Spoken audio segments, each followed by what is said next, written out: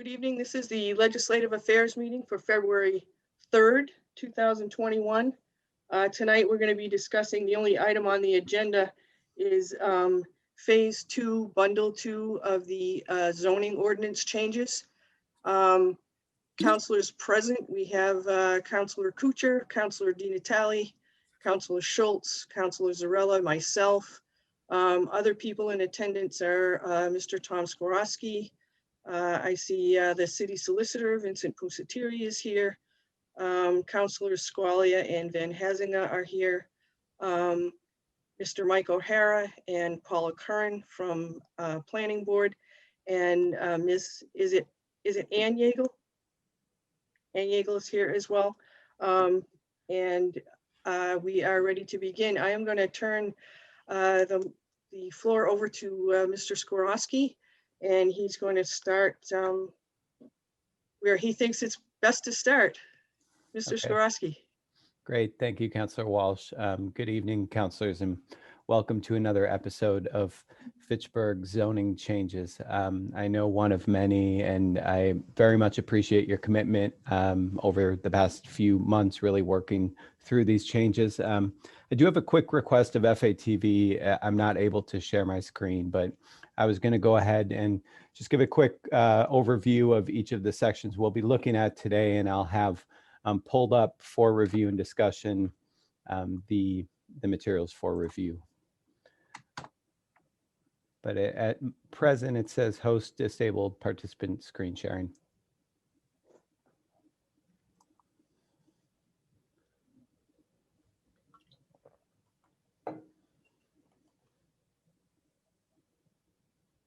Is that something that FATV can fix for you, Tom? I believe so. I know we had the issue last time and they had resolved it. FATV, are you, can you adjust that for Mr. Skorosky, please? Yeah, he should have it now. Okay, thank you. Great, thank you, Nate.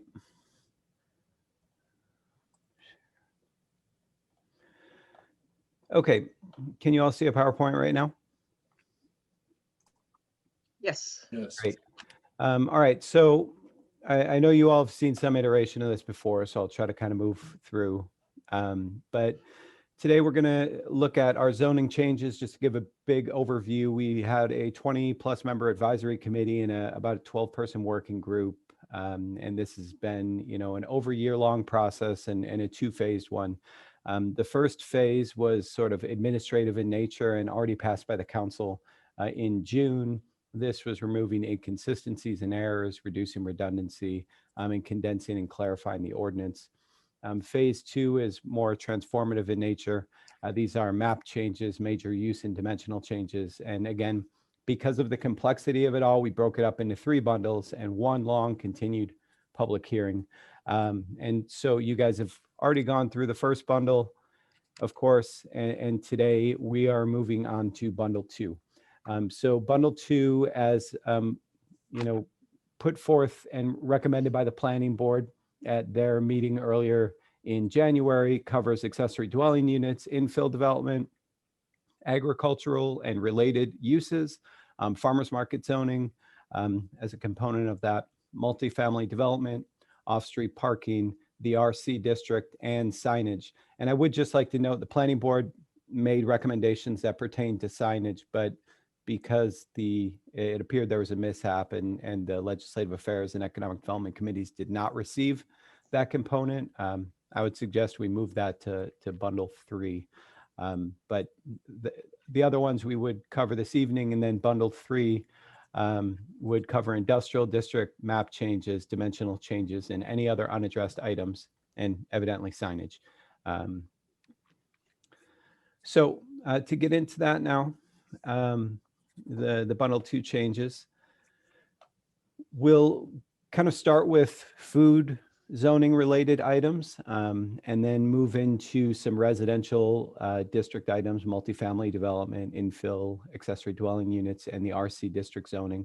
And then moving from there to off-street parking amendment. So starting with the agricultural pieces and the farmers market particularly, What you have in front of you as recommendations essentially formally allows the farmers market to take place. And this was a result of our advisory committee of our zoning group.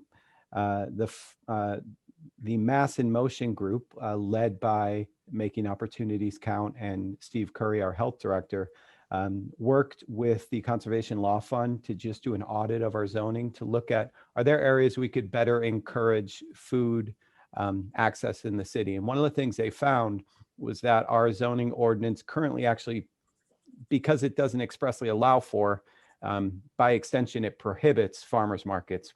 Of course, in practice, we've had them, but they felt it was best practice to expressly include that farmers markets are allowed.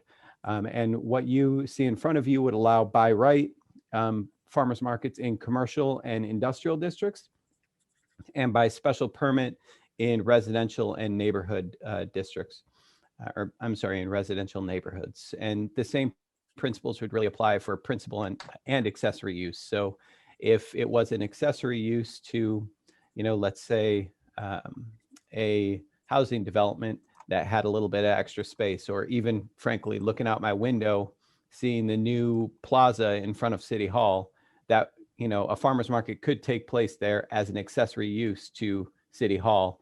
And it would be by right in a commercial or industrial district, but by special permit in a residential district. And then it included a requirement that at least 75% of the vendors sell farm products, value-added farm products, and represent producers. So that's, really the gist of it for that piece. And I guess I can pause there and try to pause my screen sharing here and pull up the actual gist of the amendment itself so we can review it. And appreciate everyone's patience as I'm kind of working through some of the technical issues here. I know we have Ann Yeagle from Growing Places, who is, the lead effort in really making sure that we have a farmers market that operates and functions effectively in the city of Fitchburg. So I believe she's here to offer some insight after reviewing the amendment with her advisory committee as to some recommendations they might have. So, what we see here is essentially what was recommended by the planning board and what I mentioned in that PowerPoint. There were some questions here that I could just briefly address. There was some concern about it being used in residential districts, and that certainly stands to reason, where you might not want your neighbor at their single family house to have a farmer's market, right? But perhaps with Hollis Hills Farm, which is also in a residential district, it might make more sense. But basically the special permit is sort of a mechanism to allow for the planning board to determine, is this right for this residential area? As opposed to just allowing it by right, which then the assumption is you can have a farmer's market anywhere within a residential district. And then kind of moving on, this is sort of distinct from farmers markets taking place on exempt property, which would be a larger farm. So actually Hollis Hills in this example.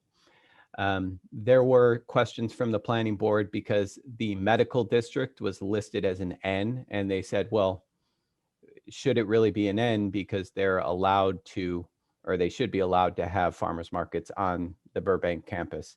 And the answer to that question, and hopefully if you guys had these questions too, this is the table of principal uses. So that would actually be a use accessory to the principal use in that district, which is a hospital. And if we look down here, farmers markets accessory to a principal use are allowed in business and industrial districts. So in that case, it would pertain. Councilor Zarella? Chairperson Walsh, do you mind if I take the floor? You're muted. Councilor Zarella, you may have Thank the you. floor. I just didn't want to take the floor without being No, that's fine. recognized. I just wanted to suggest, as we mentioned, I believe in bundle 1, with respect to the term residential districts, it might make more sense to list the districts that we mean rather than saying business and industrial, because, for example, the medical services district, no, I'm sorry, in the part above that, yep. Because, for example, the medical services district, is that a business or industrial district? It's not really clear. Yep. But if we list them out, then we are perfectly clear about which districts permit accessory uses and which do not. Correct. And I'm sure the same could apply here. Yes. Okay. And then If I can just ask, in what section is that in, Councilor Zarella? That is item number 2. The ordinance number is 181.3268. And actually, it looks like that's supposed to be 3268 and 3269, but it's listed as 3268 and 3268. Yeah, okay. Right, great, thank you. Mhm. And I'll keep kind of pushing through if any folks have questions. It's hard to get a read on the camera, so just let me know. Then, the purpose of the section, is to promote farmers markets for connecting, benefiting Massachusetts farmers, communities, and shoppers. And then we got into standards, and we just had sort of a boilerplate statement that we would like to have farmers market and their vendors comply with all local and state regulations. I know Anne had a particular questions related to that. I don't know if we should address them now or wait until the end. Councillor Walsh. I think that we can bring Anne in if you like, and she can talk about the concerns that she had. Sure. Ms. Yeagle, are you there? Sure. Yes, I'm here. Thank you.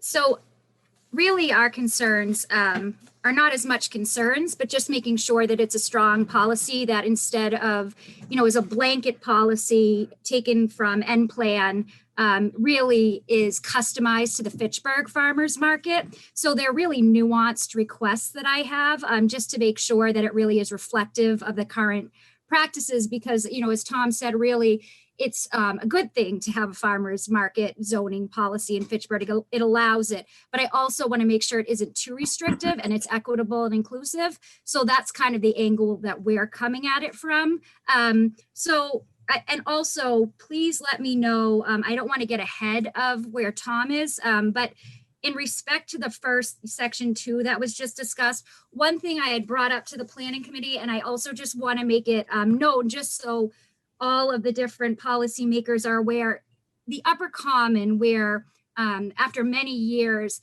the farmer market ended up just from Riverfront Park was not the most visible, although it's a beautiful setting. It was very hard for people to see, and many of the seniors had to cross, and disabled people, 2 of the major roads to get there. So it was dangerous as well. And right now the Upper Common is not in the business and industrial district, but I know, Tom, you were just talking about accessory, and you also talked last time about it being allowed eventually when other zoning regulations are passed. So can you just speak to that a little bit so this body's on the same page? Thanks. Right. So bundle 3 covers map changes. So this is all, one big amendment. We're just taking it one piece at a time.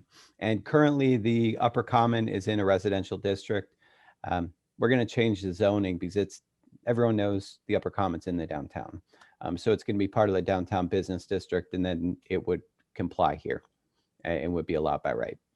So just wanted to bring that up because they are interconnected when you're thinking about that in that particular policy as well. Right. The next piece specifically around compliance and laws. So the standards around operating on the premises, and then permits and licenses. My specific question around the laws was that there, and Tom, brought this up, that there are a million laws that, when it comes to farmers markets, because there's makers, there's food, there's, it's a complex array of different stakeholders there, which is fine. But I'm wondering, just for transparency and ease, if we could at least include the public assembly form, which we have to fill out, and just the major links to the different permits that are required. So I don't expect us to list, ad nauseum every single law, but just maybe a few of the major ones, just to make it easier for people to comply with the current laws that exist in Fitchburg. So are you asking to sort of, so that there's a cross-reference so that people know when they go there, this is where, then these are the forms you need to fill out if you're going to follow that. Okay, thank you. Yeah. Yeah. Okay, did you have anything else? I think, does Councillor Zarella have his finger up? Councilor Zarella, would you like to comment? Yes, on the subject of cross-references, this is something Tom and I actually discussed earlier today. I've long been an advocate for cross-referencing laws in our zoning code and elsewhere, but until we get to the point where we've converted our city code to a hypertext format, I don't think it's feasible, because if we include certain cross-references and not others, that ends up becoming misleading. So what we always tell people on the zoning board is that a provision like that, like 6821, basically is just saying the fact that you got zoning approval doesn't mean you're off the hook for any other laws that would otherwise apply, but it's up to you to find those laws because we don't know them all. So at some point in the future, Ms. Yeagle, I think it would be very, very beneficial to have, once we have a full digital hypertext code, to have each section have links to everything else that's applicable and so forth. In the current situation, we may be able to make sort of an including but not limited to blah blah note there, but actually going and finding that form would still end up being on whoever's reading it. But I suspect, and I don't want to speak for Tom out of turn or anything, but I suspect that the city departments, including community development, would be more than happy to help an applicant find the forms that they need and tell them, okay, here are the things we need to see from you before we can approve. Right. And I would say, there's sort of a distinction between the law and policies and practices that we carry out to administer the law effectively. And I think in this case, really, were we to carry this to its logical extension for every other zoning piece, whether it's cannabis or, restaurants, and list every single regulation that applies, I don't know if that would make for an effective and user-friendly zoning ordinance, maybe in the future with the hypertext perhaps. But I think it's our responsibility to have policies and practices that make it easy for people to understand whether they're doing a farmer's market or, a musical event or a series of events like Music at the Common, that we have a really clear events policy. And it is something we've been working on with Marissa Montero, our downtown coordinator. And I think it's still a work in progress, but I think it's more effective to handle it that way and, make it clear on our website and make it clear in our policies as opposed to in the ordinance itself. Yeah, I think that's fine. I think it's just to help ensure that things are more seamless and efficient rather than sending people to, 18 different departments to do things and people really aren't sure. So, this is, I think, a bigger issue than just the ordinance, or the amendment that we're talking about right now. And really, how do we just make it easier, for people? And I'm happy to help with the farmer's market piece. So that's okay. That's fine. The other piece I wanted to make note of, specifically around having all of the permits on site is really unreasonable to tote all of the vendors' permits on and off premises every single market. That doesn't seem like a good policy to have, number one, because there's lots going on. And when you have something mobile that gives chance for losing something, I would prefer if we could put in a clause around, the farmer's market manager And the vendors must have everything on file, and if asked, must be able to provide these policies within, 48 business hours or 24 business hours of being requested, or it will be a problem. But I mean, we've never had to do that before. And just for the market manager to have to schlep it back and forth every time, it just makes me nervous. So, I mean, if we just remove this last clause, I guess that's one way we could approach it, and they would still need to have them in their possession, Yeah, not on their person. yeah, Right. that's fine. It's in their possession, just not on their person. Right. Great. Next, acceptance of payment. The planning board, talked about how we don't want to make it so exclusive that small local farmers aren't able to vend if they can't accept SNAP and HIP, because, there is some heavy lifting because it's a federal application that you have to do. Growing Places, currently is able to accept on behalf of all the vendors. So that's a certification that we hold. But in addition to saying is strongly encouraged, what I would recommend, just because of the demographics of Fitchburg, is just saying that at least one vendor at every market has to be able to accept some type of the nutrition benefit program. Because if you have, 50% of the population who either receives farmers market coupons, SNAP, is on the HIP program, and they go to a farmers market, they're going to feel very excluded. So I just thought it could be a little stronger than strongly encouraged, and not saying, every single vendor has to have this, but there should be someone certified there.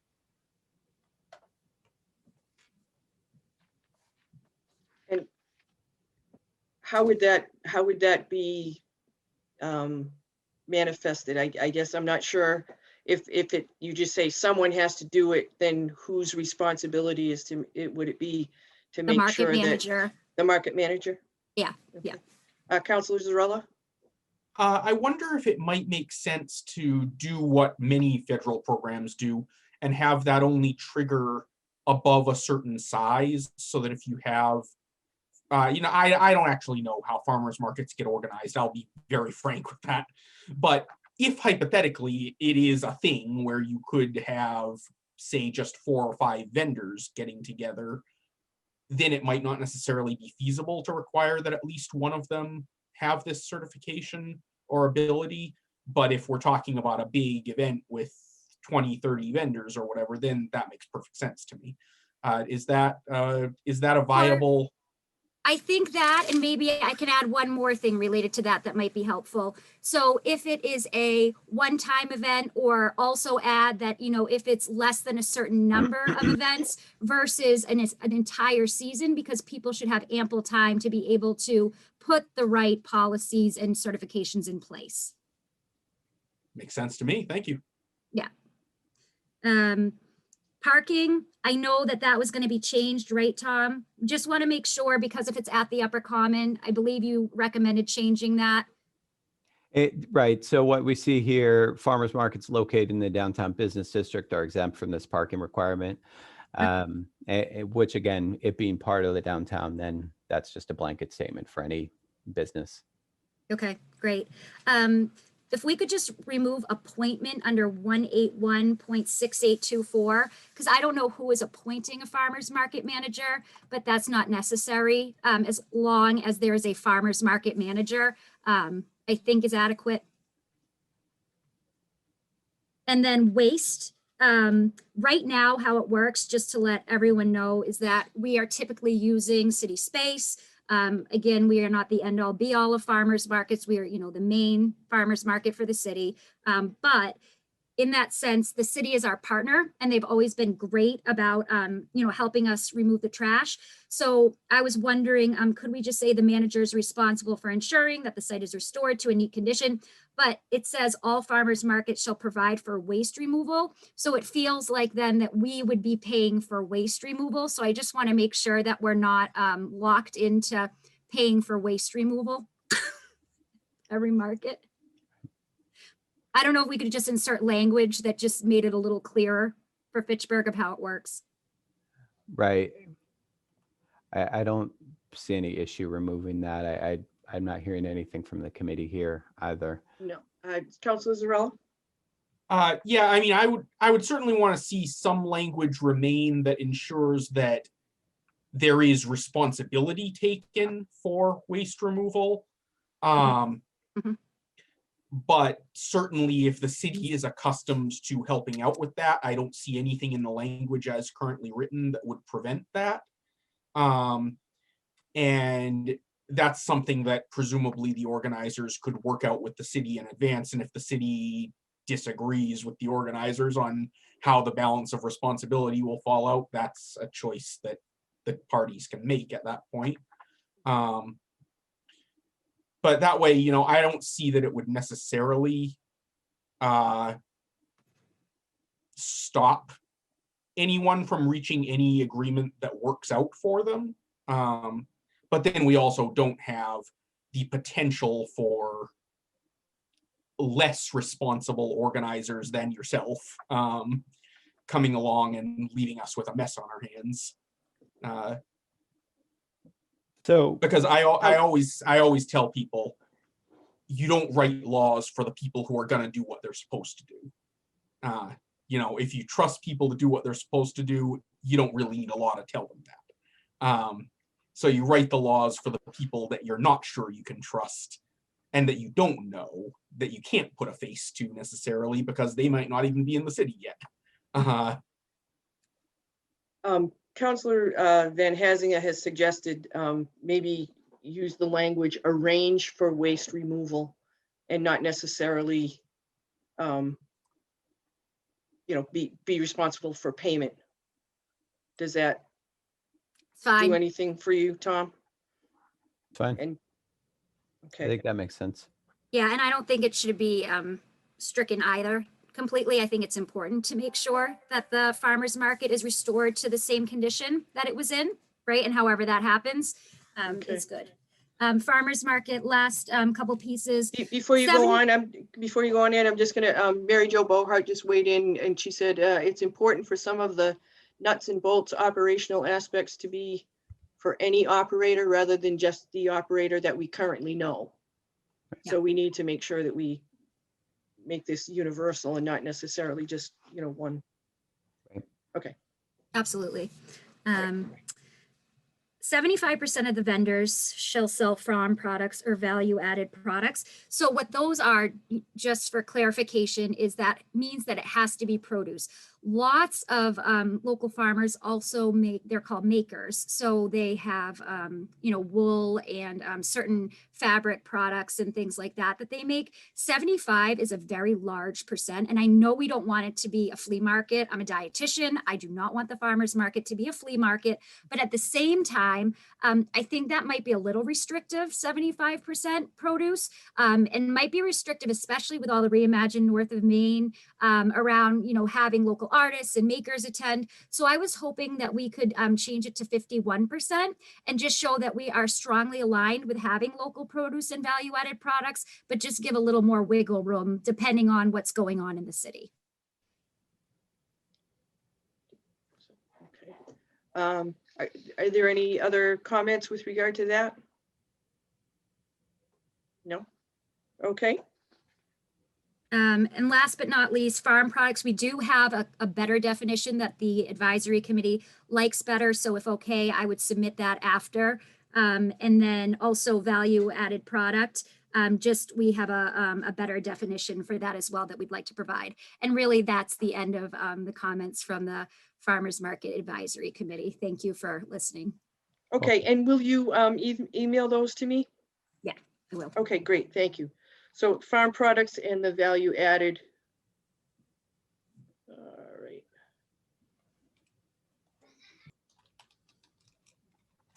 All right, Mr. Skorowski, would you like to continue? Are there any other comments from the counselors or anyone else in the meeting, Counselor Zarella? So first, are we continuing with farmers market or are we moving on to the next section? If you have anything, if anyone has anything with regard to farmers market, say it now and then if not, we'll move on. Okay, so I have a couple comments. I was also just going to suggest, I can make it in the form of a motion if you prefer, that we vote these sequentially, rather than, trying to vote it all at the end. And I see Okay, Councilor yeah, that makes Dinatali has sense. raised a point of order, so I will hold my comments until that has been handled. Councilor Dinatali. I'm just raising a point of order on Rule 4.6 that non-committee members are not allowed to participate unless it's during public comment. Okay. I will, Council rules, only committee members can participate other than public comment. all right, thank you, Counselor. I will keep that in mind. Thank you. So on this farmer's market provision, let's see, I think I'm trying to find where it was altered. Wayside In the stand. definition of, sorry? I think you got it. I'll let you go. In the definition of farmer's market, if you're looking at the redlined copy, you can see that we have a struck out portion that says a wayside stand or individual selling items from a truck is not a farmer's market. Wait a minute. I discussed this with Tom earlier, and I understand the reason for striking that exclusion. We don't want to prohibit such small scale operations, but I'm not sure it's a farmer's market per se. I think we need to have, I see Ms. Yeagle shaking her head. I would be happy to yield the floor if she would like to clarify on that point. And Ms. Yeagle, would you like to comment? Yeah, I'm happy to. So there are different rules for farmers markets and mobile markets according to MDR, the Mass Department of Agricultural Resources.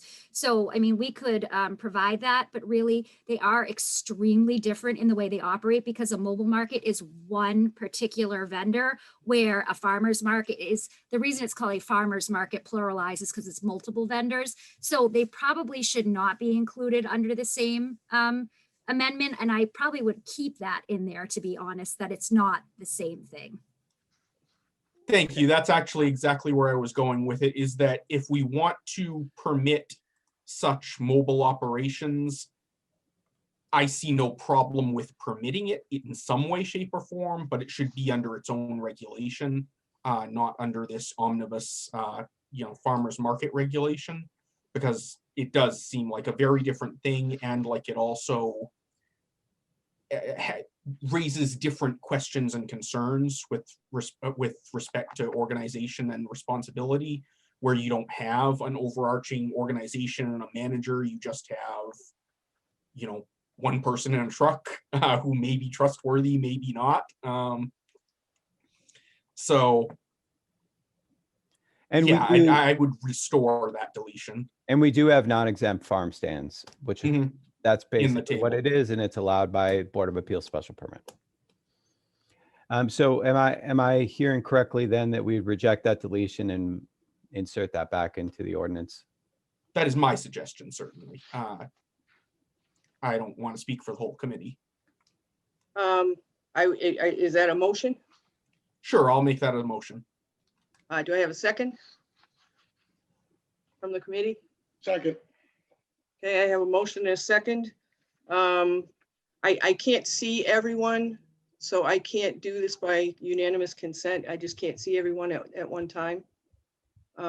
So I'm just going to do this by roll call vote. And is speaking on the motion, on that motion, anyone? Councilor Schultz, I see your mouth moving, but you're muted, so I can't tell if you're. What is the motion, Beth? I lost you. The motion is on, it's under amend section 18110 definitions, under farmer's market to strike, to leave the, no, there's a stricken sentence at the end, and we're going to reinstate the stricken sentence. And I have it highlighted right now on the screen. I think I do. I can't see the screen myself. Yes. I can't see I can't see the screen. Oh, well, that's good to know. I can't see what you see. Is anyone seeing my screen? I see your Oh, wait a screen. minute. Oh, now I have it. Sorry. Okay, great. Okay. All right. And so can you see that, Councilor Schultz? About the wayward stand, The wayside stand? a wayside stand, yeah. And so that will, instead of being stricken, that will remain. I did have a comment on the 51%. I had a question. for But Tom. we have a motion and a second Okay, on I keeping didn't get this. that in time. I did put it in the Okay. chat. And I'll get to you in just a second on that. So there's a motion and second to leave a wayside stand or an individual selling such items from a truck are not considered farmers markets. The motion is to leave that in rather than delete it as is on here. And so the motion is to reinstate that section. And I'm going to take a roll call vote. Councilor Kuchar, Yes. Councilor Di Natale, Yes. Councilor Schultz, Yes, Councilor Zarella, Yes. and I'm a yes, so it's 5-0 to leave definition in for farmers market. And I will yield to Councilor Schultz before I make any further comments. Okay, thank you, Councilor Zarella. Councilor Schultz, you have the floor. thank you. I just had a question for Tom about the 75% versus 51%. Could you give us a little background information on who came up with that 75% figure, Tom, and why they thought it was important? Right, so this is based off of the Conservation Law Funds review. And I believe it corresponds with the state definition of a farmer's market. I'm sure Ms. Yeagle would contradict me if I'm misspeaking here, but I believe that's where the figure came from. Okay, I guess I'm good. Bernie, it was pulled directly from NPlan, which Okay, is a policy. It's a best practice policy, just very cookie cutter. So if you're looking to develop policies around anything, health related, essentially, that you go there. So you start with something. And so then what we did is we took it and reviewed it from a Fitchburg lens, and that's how we came up with it. So I think just that's a best practice from NPlan. okay. Because I guess I'm just a little concerned about dropping it that amount, Tom, because I think a lot of people that go to a farmer's market expect to see a lot of produce. They expect to see the farmer's wares, and I don't know if we should go down, maybe go down somewhat, but maybe not all the way down to 51%. In case a lot of the farmers market decide that they're not going to have as much produce because they can do that without anybody saying anything. And I would say, to Ann's point, we are trying to encourage selling art and art products. We're trying to create an arts and culture district downtown. Certainly for the downtown, it's appropriate, I guess, to the point of we're trying to create a broad reaching definition of what a farmer's market is too. I know Councilor Zarella had raised his hand as well, but I think it would make sense to move it from 75. I'll defer to the committee as to what that number would be, or if it should be moved at all. Yeah, maybe a 60-40 split might be better, just so that we ensure that we get a lot of produce at these farmer markets. I don't know, but that's what I'm a little concerned about that. Seems a reasonable middle ground. Okay.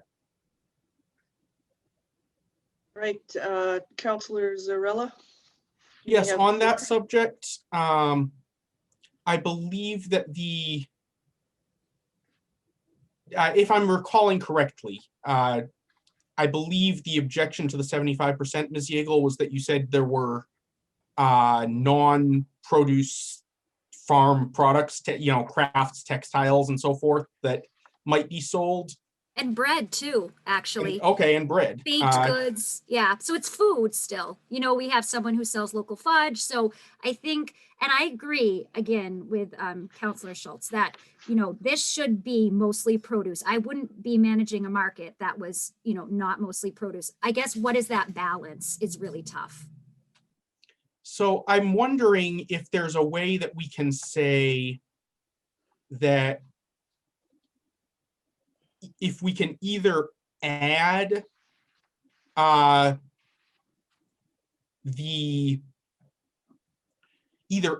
something about Tom and I had discussed the possibility of local handicrafts being added as a, as an item, and it looks like baked goods are already included under value added farm product.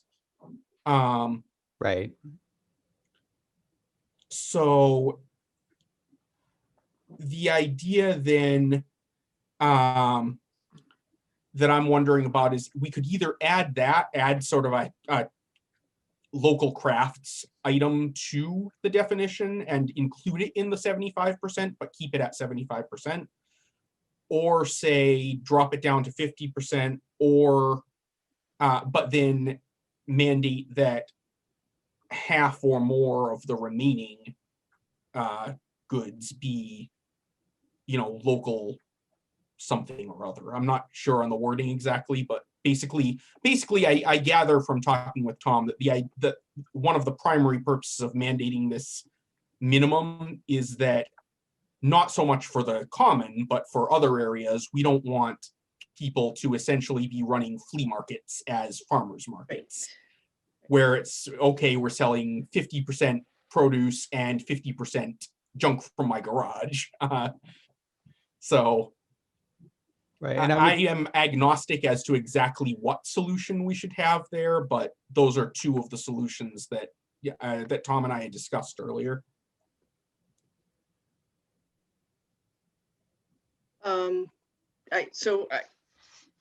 Tom, do you have a suggestion as to what mean- how we could split the difference there? I think we could go the route of, defining local handicrafts and all of that. I think a simple middle ground might be Councillor Schultz's 60%. That So would be my recommendation, I suppose. So maybe leave the definition as sell farm products or value added farm products, but change the number to 60%. Correct. And then in section B, would you leave the 75% of the vendors are producers, family members? Would that remain the same? I think it should. Okay. Well, it's kind of the same issue at the end of the day. It depends what a producer is, someone who raises or produces farm products. So we would get in the same issue if they were a non-farm producer. If they just made handicrafts, then they might qualify for one and not the other. And I think it would probably be good to have it across the board uniform. Okay, so it would be at least 60% of the vendors sell farm products or value added farm products, and at least 60% of the vendors are producers, et cetera, et cetera, et cetera. That's your recommendation. It is. Councilor Zarella.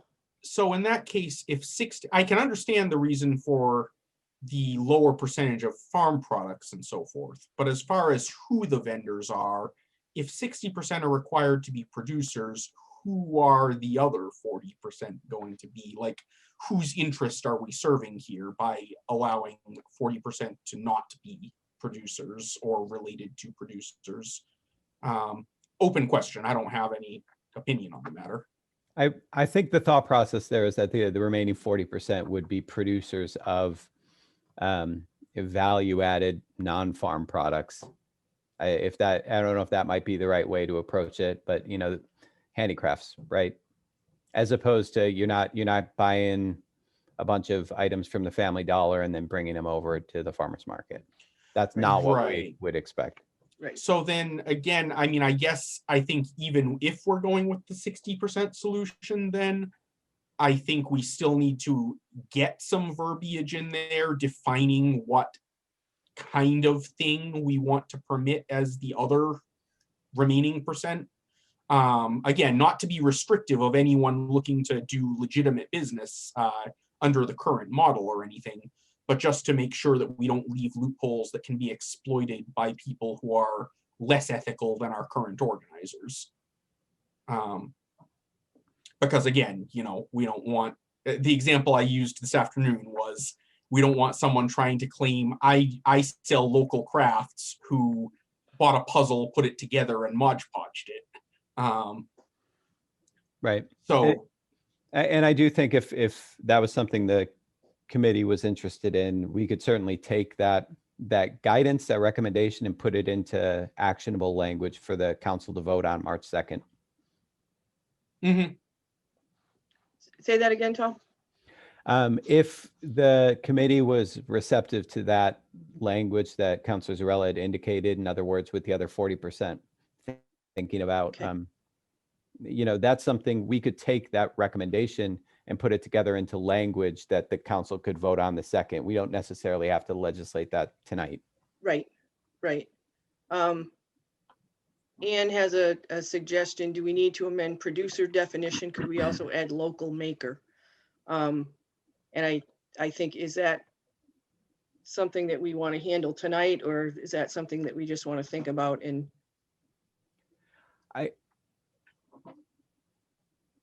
I think it's reasonable. so, Yeah, I'd suggest, I'd make a motion, in fact, that we basically give instruction that we would like to see that language developed prior to the final ordinance formulation. But I don't think we need to actually hash it out in the meeting tonight. all right, so what would your motion be then for concerning this whole section, Councilor Zarella? That we amend, this is, I suppose, several motions. I'll do them sequentially so that it's clear. First, a motion to amend 75% to 60% in both locations where it appears in the definition of farmer's market. Okay. Second. Do you want to give me all of your motions and then we'll just take them one at a time? Oh, sure. Then second, to either amend the definition of producer to include local makers or to add a definition of local maker.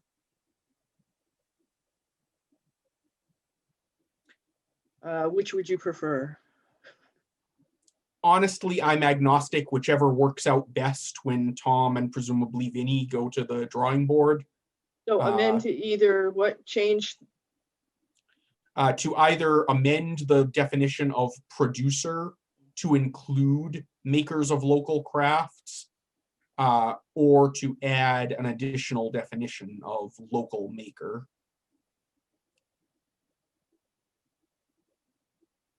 And then to define in some manner the type of local goods that we intend to be sold as the remaining 40%.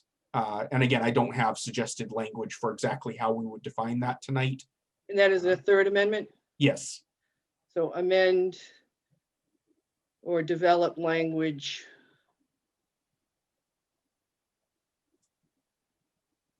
to define what makes up the 40%. Yes? Yes. Okay. Okay, so we'll take these one by one. Councilor Zarella wants to amend in 18110, sections A and B, where it says at least 75% in both of those sections, to change that to 60%. And I have an amendment by Councilor Zarella, and I have a second from Councilor Di Natale.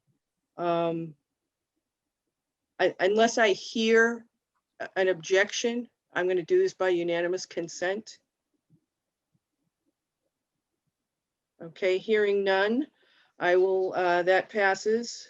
The second amendment that Councilor Zarella has with regard to 18110 is to amend, either amend the definition of producer to include makers of local crafts, or add a definition of local maker to section into 18110. And I have, I have a second from Councilor Di Natale.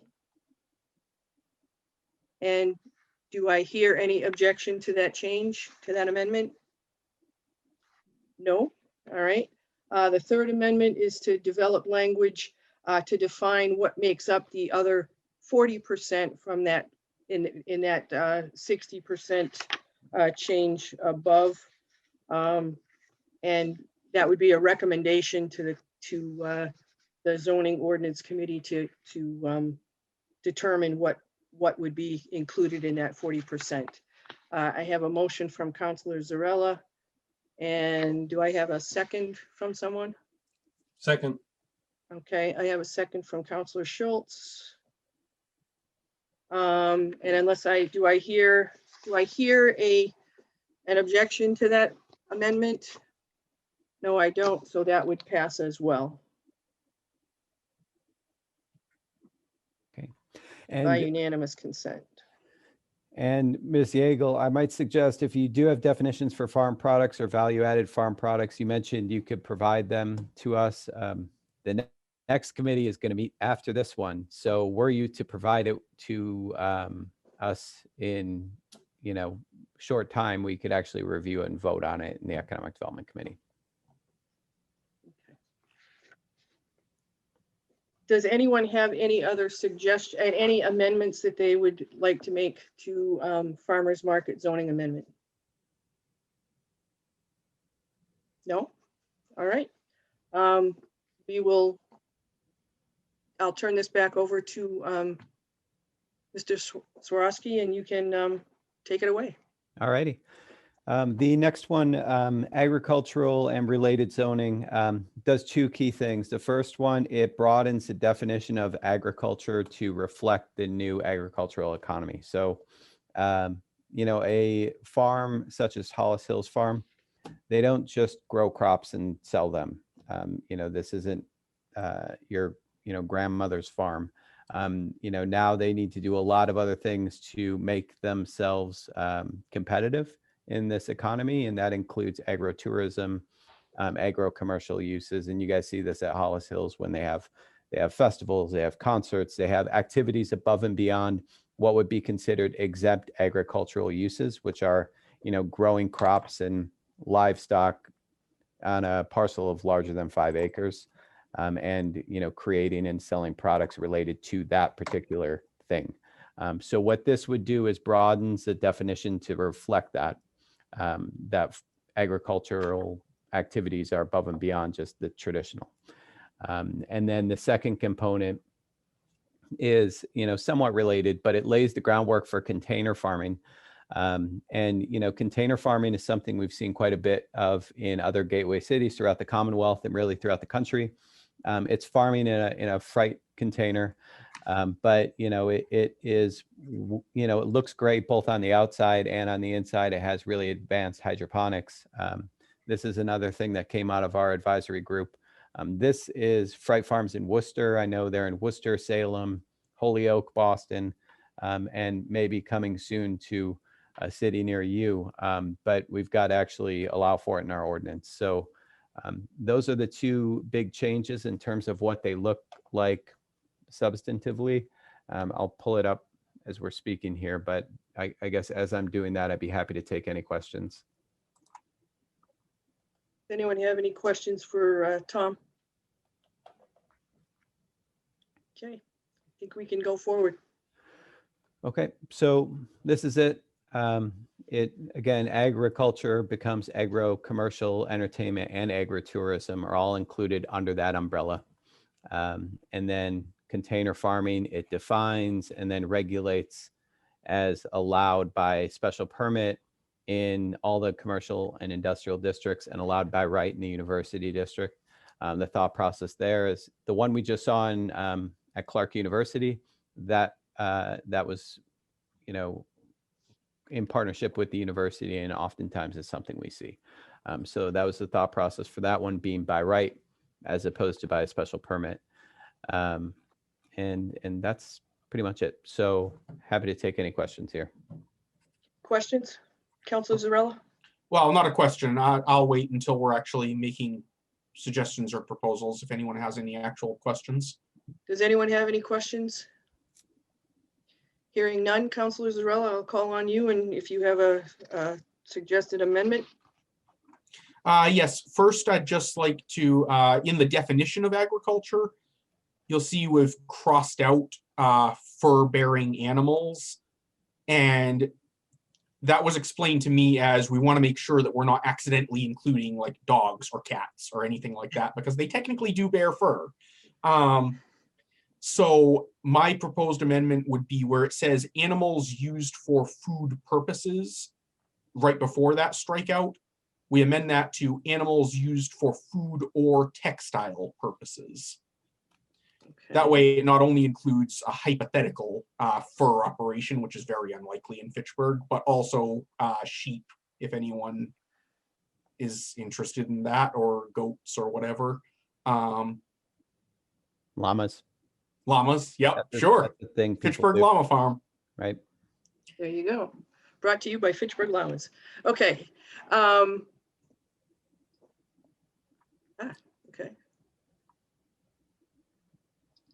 All right. And is that an amendment? Yes, please. I will make Councilor that in the Zarella? form of a motion. All right. A motion by Counselor Zarella, seconded by Counselor Di Natale, to amend the definition where it says, let me just read the keeping and raising of poultry, swine, cattle, and other animals used for food purposes will now be for food or textile purposes.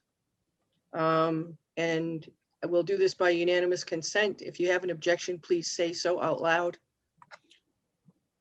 Councilor Zarella? I'm sorry, I just noticed Solicitor Pusateri chiming in, and Oh, I'm sorry, I didn't see it. And I agree with his suggestion to amend my amendment, if the committee will consent, to say animals traditionally used for food or textile purposes. I like that. Thank you, Mr. Pusateri. I appreciate that. And so, Councilor Zarella, you're withdrawing your initial amendment. Is that correct? Yes, And and with consent and making a new one. All right. And so the amendment now is to change it to animals traditionally used for food or textile purposes. And Councilor Di Natale, do I still have a second on that motion? Yes. Thank you. And so that I have a motion and a second. Unless I hear an objection, we'll pass that by unanimous consent. Okay.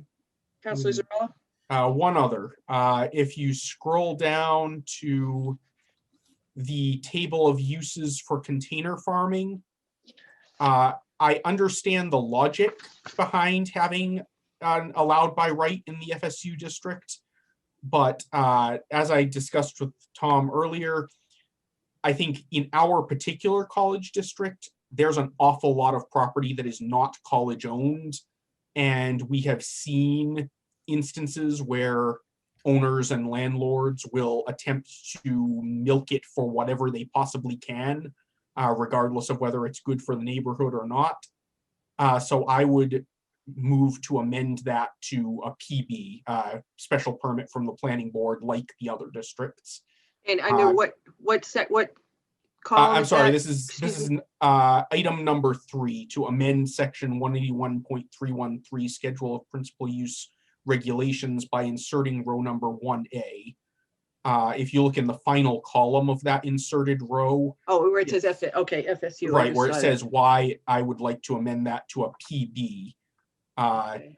And I will just note for my colleagues and for the record that a special permit is, again, a permissive grant. So basically, this is just oversight by the planning board. It's not for them to say no, it's for them to look at it and make sure that there aren't any problems before it goes forward. So you want to amend that to PB? Yes. Okay. All right. And so I have a motion to amend number 3, amend section 181.313 schedule of principal use regulations by inserting row number 1A under commercial uses, under the column FSU, the very last column on the right-hand side. I'll second that motion. Thank you, Councilor Schultz. And that will be amended to a PB rather than a Y. Do I hear any objections to that motion? Hearing none, that will pass by unanimous consent. All right, Councilor Zarella, did you have another One more, last one on this section. All right, I would like to suggest that we note in the definition of container farming, that's at the very top of the second page. I don't have the site in front of me right now, but I believe Tom may. I'd like to note that, well, actually, we probably need an actual section for this. I'm not sure where we should put it. Maybe in the, last time around, we amended the temporary storage container ordinance, if everyone recalls. yes. I would suggest that we add language, or I would move that we add language to the temporary storage container ordinance, stating that container farming is subject to all provisions of that ordinance except the durational requirement. And then add a similar note to the definition of container farming saying, subject to all regulations on temporary storage containers except as provided herein. So what you'd like to do is make, add language to the temporary container storage so that it's the rules pertaining to container farming apply to that as well? And Other vice way versa? around, actually. And, Yep. So that way, we're not going to say, obviously you can only have your farming container in place for 90 days or whatever, but we are still going to say it has to be well maintained. It has to be, not stacked in a hazardous manner, not, an eyesore and so on. okay, so the temporary container storage rules concerning aesthetics, is that I would say all except duration. all except duration? Although if Tom, if when you go to edit that in, you notice something else that very clearly should not apply, I would certainly suggest that when we review it again before final passage, we can edit that out as well. Right. We'll have that for review in bundle 3. Excellent. Okay, so the motion, Councilor Zarella, is to amend or add language to this section so that the rules all of the rules except those that apply to duration for temporary container storages would apply to container farming. Correct. Okay, do I have a second? Second. Second by Councilor Schultz. And I'm just going to do this by unanimous consent unless I hear an objection. All right, so that will pass by unanimous consent. Okay. Does anyone have any additional changes to agriculture and agriculture-related activities? All right, hearing none. Mr. Skorowski, you may have the floor again. Okey-doke. So next up is multifamily development. And this creates design guidelines and standards for multifamily developments, basically housing of 4 or more dwelling units. Currently, that's allowed by special permit in various districts if you are multifamily housing, but there are no sort of guardrails or conditions or standards attached to it. So this creates those guidelines and standards. It also would apply to any development over 4 units, be it a planned unit development, a PUD in our zoning, our 40R district, our smart growth zoning, or any other mechanism by which one would develop large multifamily housing in the city. So with the exception that a less permissive or a more permissive ordinance, such as our smart growth ordinance, would supersede this, but it creates guidelines for large multifamily development.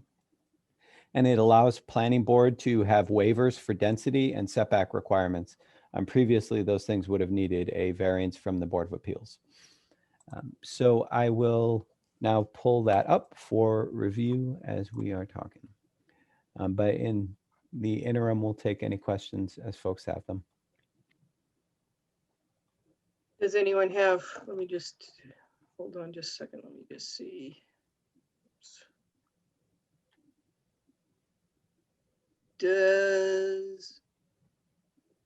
I have a question, excuse me. Before we continue on to multifamily dwellings, I have a question. Should container farming be added to site plan review 18195? I'm going to go out on a limb and guess that was from Paula Karen, our planning board chair. How did you guess? She's been working with us every step along the way here. And Okay, thanks for that suggestion, Paula. And it's certainly something we're going to add to bundle 3. okay, so you have that change noted, Tom? Yep, already in my notes. Okay, all right, we can proceed with Okay. multifamily. Does anyone have questions for Tom on multifamily dwellings? No questions? Councilor Zarella? So it probably makes sense to address this at the top rather than after we've gotten into the weeds of it. When we were talking earlier today, Tom and I discussed, I understand why we want to create standardized multifamily regulations for smaller multifamily as well. If you look over the red lines and everything, you'll see that originally this was only a proposal for large developments, and then got knocked down to anything 4 units or more. I understand the desire for that. I'm not sure it should all be under the same umbrella.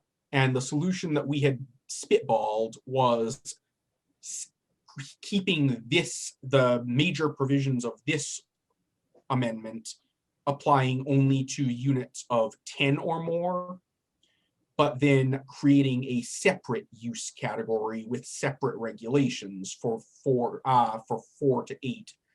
Yeah, I think we said 9 or more and 4 to 8.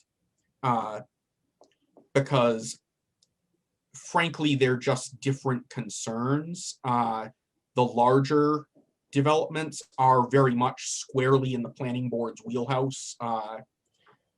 The smaller ones, if you have just a large old house that someone wants to bring up as a 4 unit, that's very much a zoning board type issue and needs, I think, different regulation than some of these large ones, in particular because with the smaller multifamilies, the 4 through 8-ish range, you'll often get some of these less experienced, less thorough, less well-funded sort of real estate speculators and real estate investors who are looking to come in, slap a paint job on it, and make a quick buck. Whereas with the larger developments, you're not going to try and put in, a 10 or 15 or 20 unit development unless you're serious and unless you have done your homework. So we can afford to give more leeway, which I think is what the intention of a lot of this regulation is to create an open, permissive environment for these kinds of developments, for this kind of investment to come into Fitchburg, which I'm good with. I like investment in Fitchburg. It's not the same story when you're talking about the smaller, the 4 families, 5 families, or whatever. There's a lot more risk there of bad actors and therefore a corresponding need for tighter regulation on it. Okay.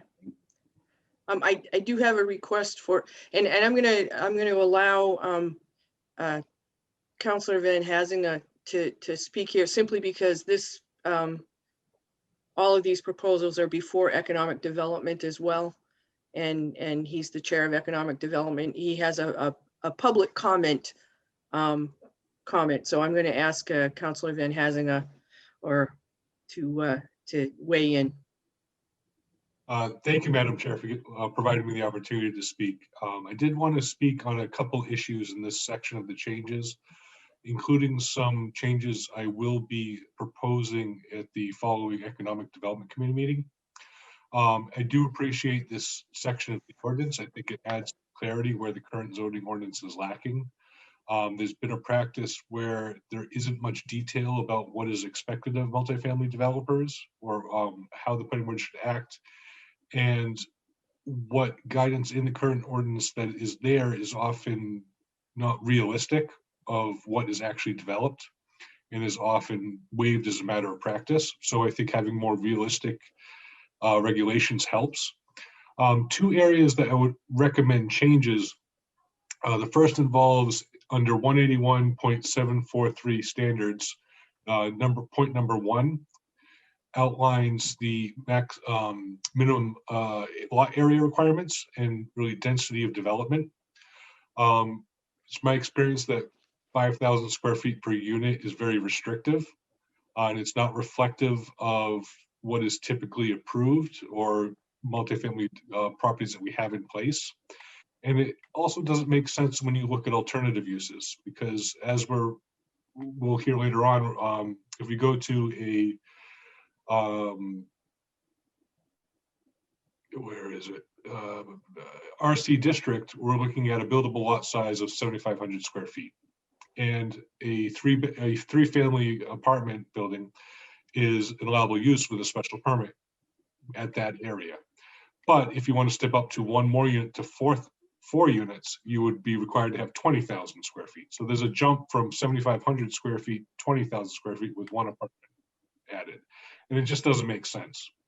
So my proposal would be to really start the basis of calculating minimum lot area on the idea of a three-family of what would be allowable in that lot area, and then add on for each additional unit. The numbers I are going to propose are sort of you start with the base minimum lot area for that district and add 2,000 per unit. And this kind of matches up with some of the other developments we've had in the city recently. The other area I would recommend to change is in point number 3, which talks about parking requirements. I think one of our goals should really be to encourage redevelopment of vacant and unused properties in downtown, especially along Main Street. And there are a lot of relatively small buildings that are just, the upper stories are not used. They're sitting empty or used for storage. But these are buildings that completely occupy lots, and it's not possible to provide off-street parking for these properties. At the same time, this is where we have most of our publicly provided off-street parking in the city. So therefore, I would propose that multifamily developments with frontage on Main Street, and I had put in a limiter of between its intersections with Day Street and Academy Street, but that may need to be massaged to be more effective. With 6 or fewer residential units are not required to provide parking. And what this would allow is, it would encourage small scale development of these vacant and underused properties that don't have room for off-street parking. And we really do have the facilities to absorb them on Main Street in downtown. And it's not, I don't think it's necessary to require that they acquire parking on adjacent lots or somehow, or basically if we keep requiring parking, it's just, they're not going to get developed. It's just not going to happen. They're going to sit. So I think this is a great change that we could do to make it more possible to have development downtown. And thank you very much. And I'm here if anybody has any questions about what I'm advocating. Thank you, Mr. Van Hazinga. Right. Councilor Zarella?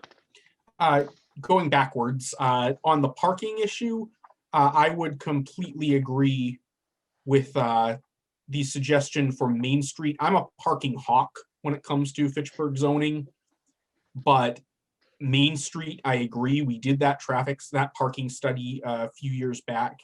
We have plenty of parking. Not everyone knows it's there, but we do have plenty of parking. And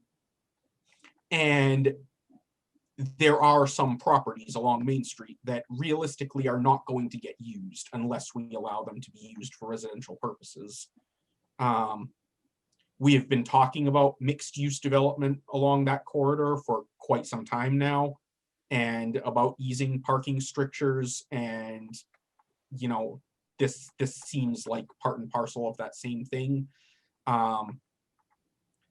Elsewhere in this ordinance, you know, I'm probably going to be pushing the opposite direction on parking, but as to this particular issue, I think that there's a very good case for sort of waiving those requirements in that very circumscribed area. And am I interpreting your comment as a motion? I see that Mr. Skrowski looks like he wants to speak on this, so I will wait and hear what he has to say first before I make a motion. All right. Mr. Skorowski, you have the floor. Thank you. I agree with, I guess where I agree with the general concept as discussed. I was wondering if it might be more appropriate in the off-street parking section. Because from what I had heard, it's speaking to things of 6 units or less. And I guess depending on where this goes, that might not apply to 6 units or less. That was my only thought process there. I think it is certainly something that should be explored, whether here or in the off-street parking amendment. I'm agnostic. I think I'll defer to the committee here to make that determination. Councilor Zarella, would you like the floor back? Yes, I will. I see Councilor Schultz is waiting for a question. I'll just briefly respond to what Tom had to say and then yield. I agree. I think that given that section 3 of this proposed amendment does say unless otherwise prescribed within the zoning ordinance, it may make more sense to just address that within the off-street parking section that we'll discuss later tonight. And that will cover the change that we're looking to make here in a slightly more streamlined way. Okay. So I will hold my motion. Okay, thank you, Councilor Zarella. Councilor Schultz.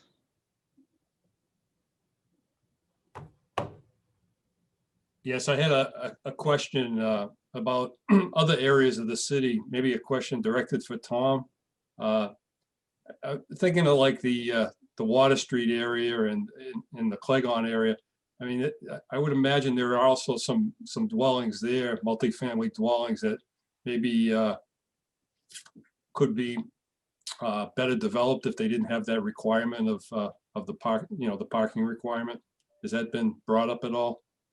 It hasn't. We're actually property owners of one of the properties. 104 Daniels, we had tried to sell through RFP and had issues where we had a proposed developer who wanted to build parking underground, and ultimately the deal fell through because the numbers didn't work and the site doesn't have any parking whatsoever. One of the things we had discussed, and I've talked about this with Councilor Boschman a lot. I don't know if he's listening, but he's been very vocal about this as well. And when we get to the RC district section of our discussion, which that is the densest residential neighborhoods in the city, that is, the areas in and around Water Street, that's Cleghorn, that's north of Main. We had added a component that says in the event that a off-street park or an on-street parking district is created, that could satisfy the requirement. And that's certainly something I'm interested in pursuing in the future beyond this zoning task. Is that something we could establish? So that's one fix. I'm sure there could be others, but I certainly agree with the broader point you're making. Yeah, thank you, Tom. I really agree with what, for the Main Street area, we really need to do that as well. So it really, on Main Street, it really has to be a priority, but I think it could extend to those other areas as well. Thank you, Councilor Schultz. Councilor Zarella. So that's it's interesting that Councilor Schultz brings that up, because that's actually one area where I am going to be more of a hawk on the parking. It is a problem for development, but I've seen enough cases come in front of the zoning board that I feel like it's a bigger problem for the neighborhoods if we do make a broad-based exception rather than something tailored to the area in general. For instance, there is, I don't recall the exact number, but there's that sort of wedge corner across from the church parking lot as you come down towards Daniel Street. there's an apartment there that initially, when it came in front of the zoning board, had enough parking for about 1.5 units. And the owner wanted to put in 3. And if you park on the street at that particular corner, you're gonna get hit as someone whips around that corner because you can't see. It's a sharp turn. And ultimately, I believe it was several years ago, but I believe we found a solution that worked out. But the point is, in some of these denser neighborhoods, there's a necessity to hold up strictly to the parking requirements in a lot of cases, because on-street parking would just be too disruptive to the traffic patterns, and you're not gonna get people who, in those particular areas, you're not gonna get people who just don't have cars or anything, because they're not within walkable distance of most of the things you'd need to get to. So I agree that we should explore options going forward, but I'm not sure that a general loosening of parking standards would be the answer there. Okay. Does anyone have, so Councilor Schultz? But yeah, I agree that in certain areas, Councilor Zarella, it's going to be difficult to make exceptions, but I like to, as Tom said, we'd like to have those areas developed if we can. So I'd like to be a little more flexible in certain areas if we can. But I don't know how we worded that, in the zoning to, say, well, I guess we could, I don't know. I'd leave that to you, Councilor Zarella, for the wording. Councilor Zarella? Well, if we're talking about districts other than, or uses other than these multifamilies and districts other than the downtown business district, then I would, if Councilor Schultz is amenable, rather than proposing language now, I would suggest that we wait until we get to the off-street parking portion, and something may materialize as we discuss. Agreed. I think that makes sense. Marcus, Councilor Di Natale. You can call me Marcus, it's fine. I just was curious to know what the opinion was of Mary Jo or Chairwoman Karen. I mean, not that I don't value the input already provided. I just was curious to know what they thought about this.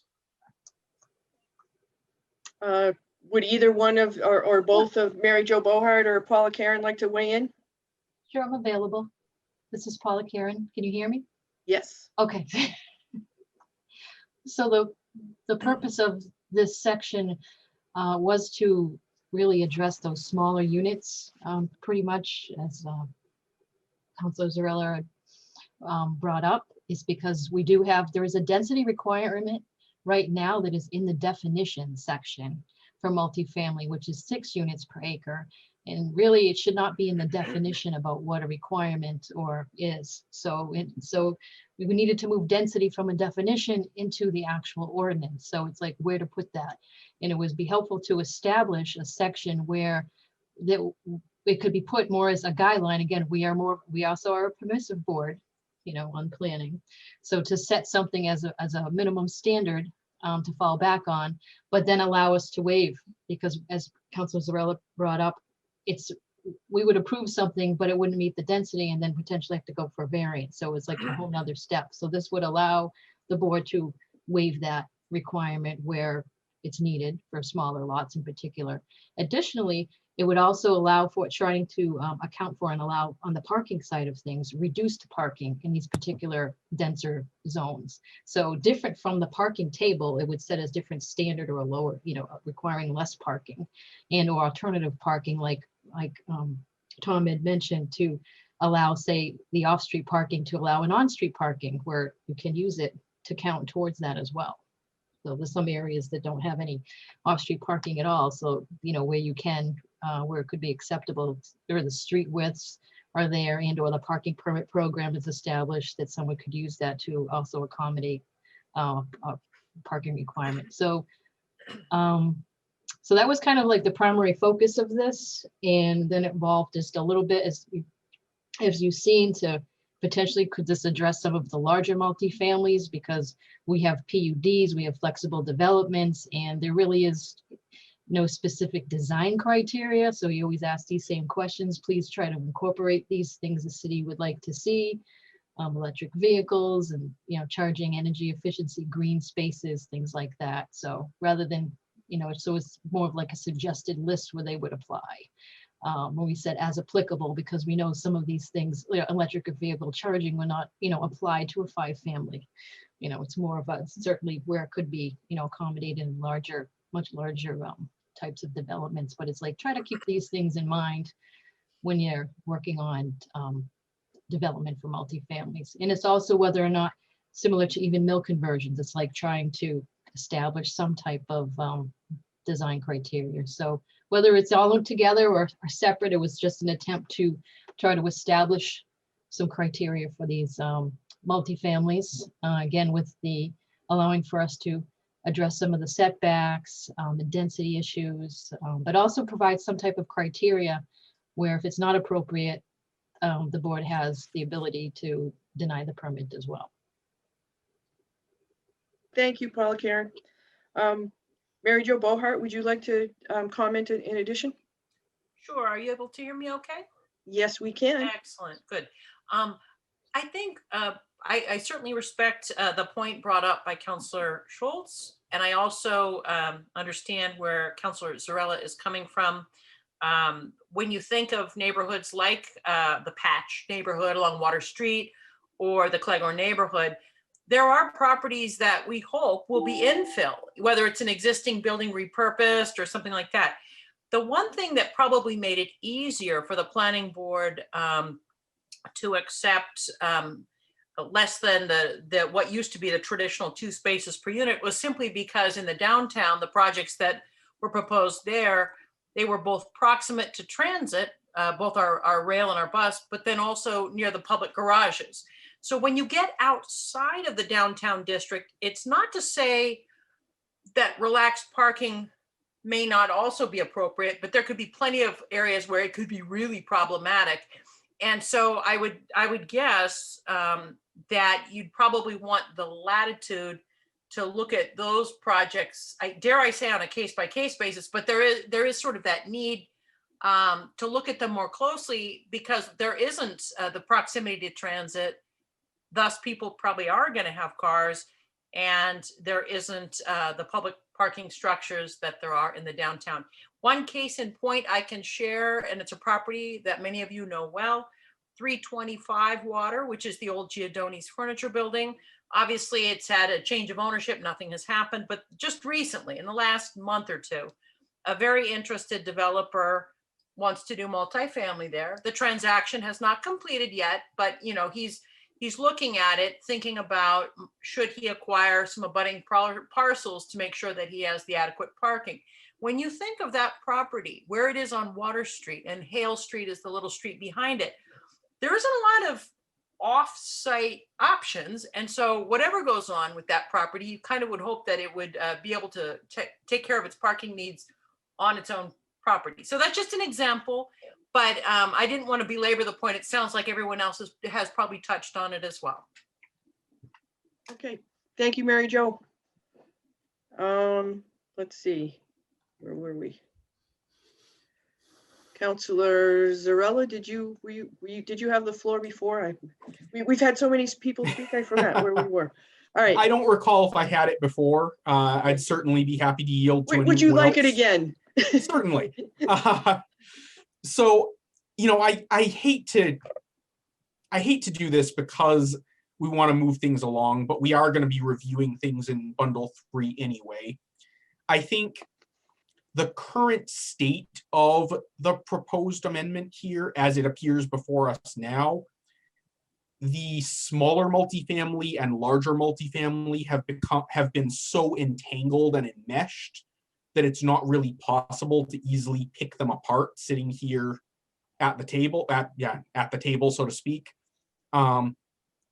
So I do still feel strongly about separating them, about having them under different regimes, not necessarily one, not necessarily because either one of them is good or bad, but just because I do feel they are quite different. The idea of sort of a purpose-built multifamily development versus 4 or 5 units packed into one of our large old houses.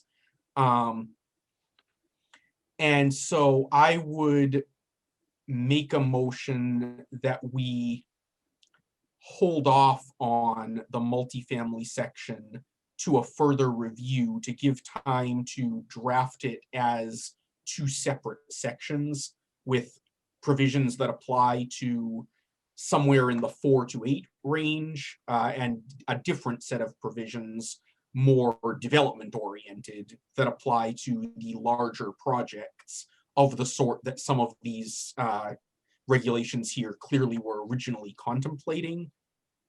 Because I think both are very good ideas. I see the necessity for both to be included in our zoning board and in our zoning code. I'm just not sure they should both be treated identically.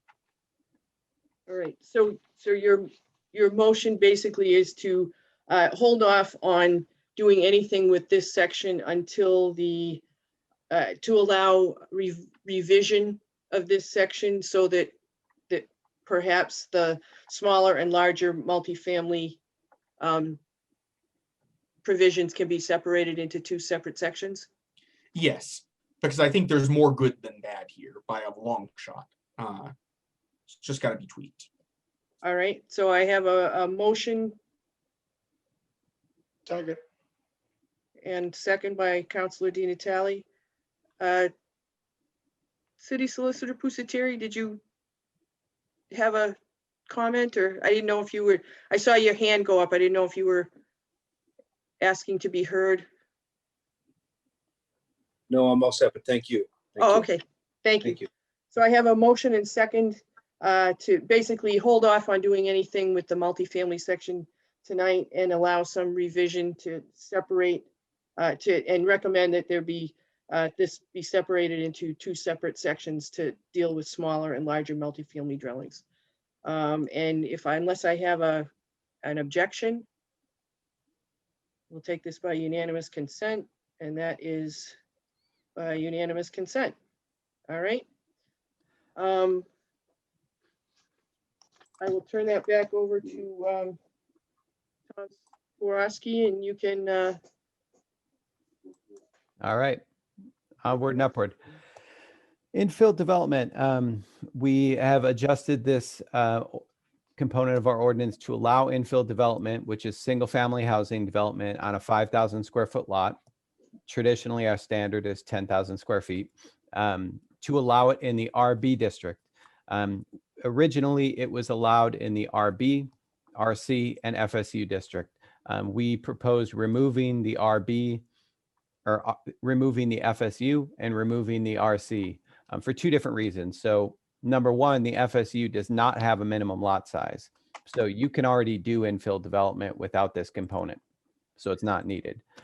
That was an easy fix. The second one, it's proposed that the RC district, as we'll look at in a subsequent section, will actually have 2 sets of dimensional regulations that set the minimum lot size, the frontage, all of those requirements. There'll be one that's kind of a blanket requirement for all of RC. And then the second will be RC for single family development. And that will actually reduce the lot size from 7,500 to 5,000 square feet for any single family house developed in the RC district. The reason that was pulled out, as opposed to staying in the infill development, the infill development provision is not intended to allow for somebody to carve up a lot. Let's say somebody has a 20,000 square foot lot and they carve it into 4 single family homes. My math right there? Yeah, it is. It's late. So it's not intended to do that. This is intended if there's a pre-existing lot that is of that size, you can develop a single family home on it. The thing is, in the RC district, if there was a 20,000 square foot lot, we actually would like to encourage subdivision into 5,000 square foot lots to promote single family home ownership. The RC districts by and large have a single family or have a home ownership rate of about 35%. And, you know, ideally that's something we'd like to increase and promote home ownership in those neighborhoods. Those are also the neighborhoods with the smallest lot sizes. The average lot size is 7,500 square feet. Some go as low as 2,000, 2,500 square feet. So anyway, we pulled that out because RC is a whole nother animal entirely. But then kept infill development for the RB district and made some small tweaks along the way, which I'd be happy to review with the group. And we'll also take any questions if you have them. Okay. Does anyone have any questions for Mr. Skorowski at this point on infill? Okay, I don't see any. I do. I have a comment. Councillor Schultz. I like the fact that we can, you know, promote having single family homes on 5,000 square feet, because my first house in Clegon was 5,000 square feet and there was plenty of room for a single family home. So, you know, it'd be great to develop some of these vacant lots, you know, with that 5,000 square feet requirement. So that's great. I just want to say that's great. Okay, and I do have a question from Councillor Van Hazinga, and I'm going to allow that question since he's on the Economic Development Committee, which is also hearing these amendments. Councillor Van Hazinga. Thank you very much, Madam Chair. I just had a question. I understand the provision that a lot may not be subdivided for the purpose of creating the infill lots. But is there a control in place that sets when the pre-existing lot has to be in condition or in existence for this ordinance, to avoid the situation where someone subdivides a lot and then another person comes back at another time to try to develop it as an infill lot? Is there a date or some other mechanism that regulates when it must have been in existence? So I'm seeing Solicitor Pusateri perk up a bit here, so I'm not sure if he has a response, but I know in our current infill ordinance, we had a date, I think previous to phase one, where we updated things a bit, where it was pegged to a date. And basically it was allowed as of, you know, whatever that time period was. It was in the aughts, 2006, let's say. That's an approach we've taken on previously. It's certainly something we could entertain here. I'm looking at our existing ordinance, so, and I no longer see it there. But I might not be looking hard enough. And it's just because I remember that being in place in the planning board rules and regs, but I didn't see it either in this. I just wondered if it was warranted to have something to that effect. It actually, that might have been where I had seen it, the planning board rules and regs, as opposed to in the ordinance. I think that Paula Karen had weighed in with a comment. Paula, would you like to make that comment to the group? Certainly. Thank you, Councillor Walsh. It was just a great observation, Councillor Van Hazinga, as well. That was something that did come up, that potentially we should add some language, at least as of adoption of the date of the ordinance change, or some type of a date. There definitely was a date because we needed to establish something. Like you mentioned, people could just split a lot off last week and then come forward and say, hey, 5,000 square feet, potentially for an infill. And it is meant to be for really existing undersized lots that are in areas that need some development. It's not for carving off backyards. Right. It's not for the purpose of creating Correct. infill lots. Right. Infill is infill of what's existing and not creating a lot, because we would try to abide by the zoning code for the lot sizes for those districts. Okay. Are there any Councillor Zarella? I think pegging it to a date is one way we could go. I also wanted to ask Solicitor Pusateri, because my understanding of lot subdivision is evolving as I go. Am I correct in vaguely remembering that it's not actually permissible to subdivide to create a non-buildable lot in the first place, except for the purpose of, like conveying to be attached to a budding lot? So just to answer that question to the chair, typically I would think that we wouldn't be able to subdivide and create a non-conforming lot. So if we had a singular buildable lot that had a single family or a particular structure on it, to divide that out and creating an infill lot. However, your comment earlier, Councillor, is we don't really create the laws for everyone that's going to abide by them.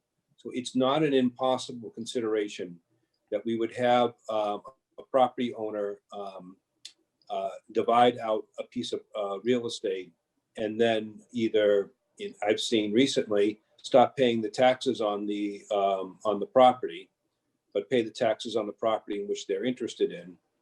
And then the city finds itself left with, in this particular discussion, an infill lot. So the question would be, how do we discourage that? And that certainly could happen by a rule with the date in there, as Councillor Van Hazinga had suggested. Then the problem becomes, well, if someone is able to make a subdivision of a lot that's not conforming otherwise than the infill provision, do we snub ourselves by saying, we're not going to give you this relief because that this was intentionally created either by yourself or by a prior owner, or do we want to facilitate the purpose of the ordinance? So maybe you could also approve those after a date by use of a special permit vehicle. Councilor Zarella, would you like to reply? Yes, one additional question. Is there a possibility that if someone were to putatively undertake such an illegal subdivision of that sort and then stop paying taxes on the smaller parcel that they don't want, would it be possible for the city to simply deem it to have not been subdivided and do a tax taking of the whole undivided lot instead? So that would be a very unlikely scenario that I created.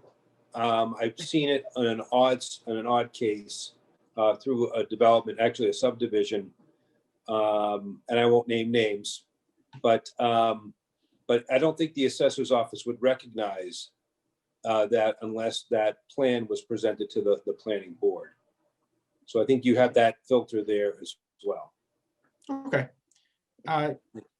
In that case, I will make a motion to amend the infill zoning amendment to deem the verbiage I'm flexible on, but to deem an existing undersized lot to be one that is in existence at the time of the creation of this enactment of this amendment, I'm sorry, with a possibility for I don't know how long we should give to make it so that it's not something anyone will do on purpose. I suppose we could say that the lot shall become, and a lot created after this date shall become developable as an infill lot if it has passed through municipal ownership, perhaps. Because no one's going to voluntarily surrender their property to the city solely for the purpose of making it developable. At least I wouldn't think so. It would be kind of convoluted. Okay, can you just restate that motion, Councilor Zarella? Sure, to add language to this amendment, defining an existing lot as one that is in existence in its current form prior to the enactment date of this amendment. Provided, however, that an eligible lot created after such date, or a lot created after such date, shall become eligible if it has passed through municipal ownership at some point subsequent to that date. Well, I see Solicitor Pusateri has a suggestion. Solicitor Pusateri. Instead of the ipso facto, I would suggest use the special permit vehicle, because the special permit criteria would allow a board to review the characteristics of the neighborhood, which would help us or prevent us from overburdening certain neighborhoods by giving this type of relief out. I would strongly agree, actually. Thank you. So I'll restate my motion a third time and try and get it just right this Okay. time. All right. So I'd like to insert language into this amendment to define an existing lot as one which is in existence as of the date of enactment of this amendment, provided, however, that a lot which comes into existence subsequent to that date may be granted a special permit as an infill lot if it has been under municipal ownership subsequent to that date.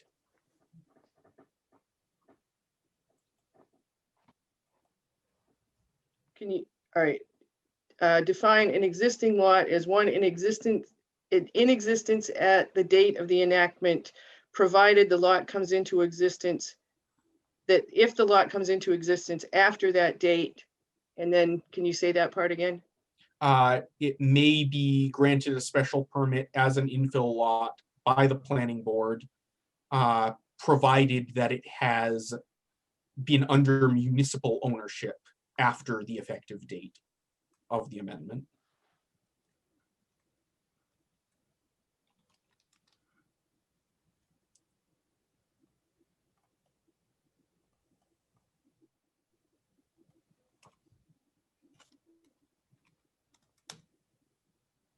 All right. And of course, the legal department will fine tune the language. This is just my off the cuff. So the motion is to add language to define an existing lot, which is as one that is in existence as of the date of the enactment of this ordinance, provided the lot comes into existence. If the lot comes into existence after that date, it may be granted a special permit by the planning board, provided it has been under municipal ownership after the date of the amendment or the enactment. The enactment? Yes. Okay. All right. That is the motion before you. Do I have a second? Second. Thank you, Councilor Di Natale. And unless I hear an objection, I will take this by unanimous consent. Are there any objections? Okay, that is unanimous. That is taken by unanimous consent. Are there any other motions with regard to infill development? Councilor Zarella.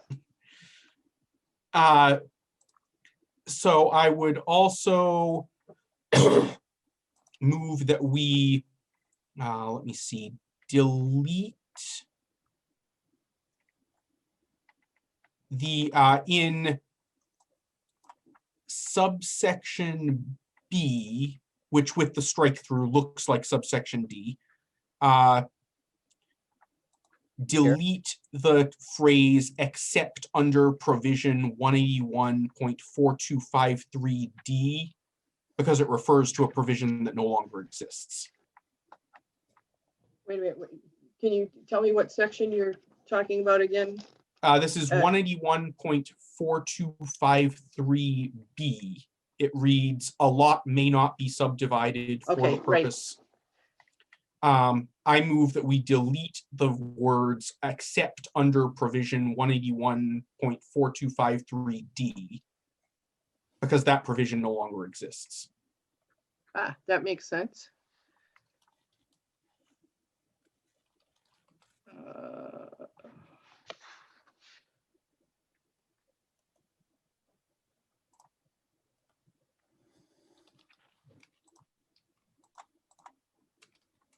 All right, I have a motion to remove under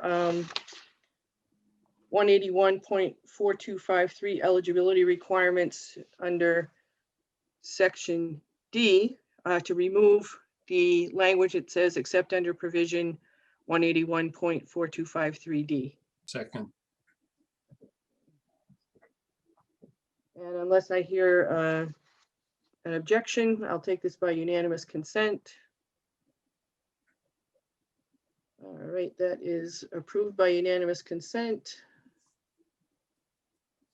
Are there any other amendments to infill development? Two more. All right, Councilor Zarella. One is in 4252A. Delete the phrase "with its rules and regulations for special permits and site plan review." This is not intended as a substantive change. All planning board rules and regulations always apply to planning board special permits and site plan review. So the reason for deleting this is because it doesn't change the substantive effect of the law. But if we put it here and not in any other provision, it's going to drive petitioners, lawyers bonkers trying to figure out what the effect of it is here because we've worded it differently than anywhere else in the ordinance. All right, so the specific language that you want to remove is, say the specific language again, Counselor. The words "with its rules and regulations Okay. for special permits and site plan review." Okay.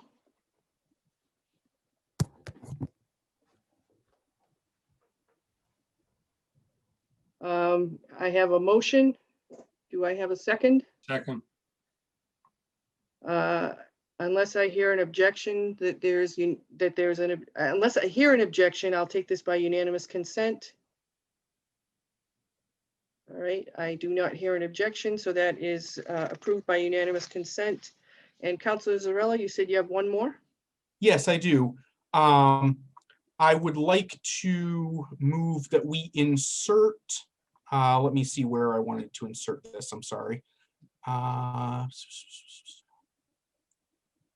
I would like to insert 181.4253D,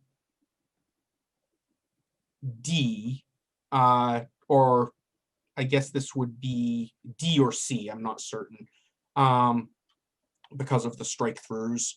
Right. I would, this is very specific language. I've emailed it to Tom, so I'll read it off, but I'm not sure that we need to record it exactly here.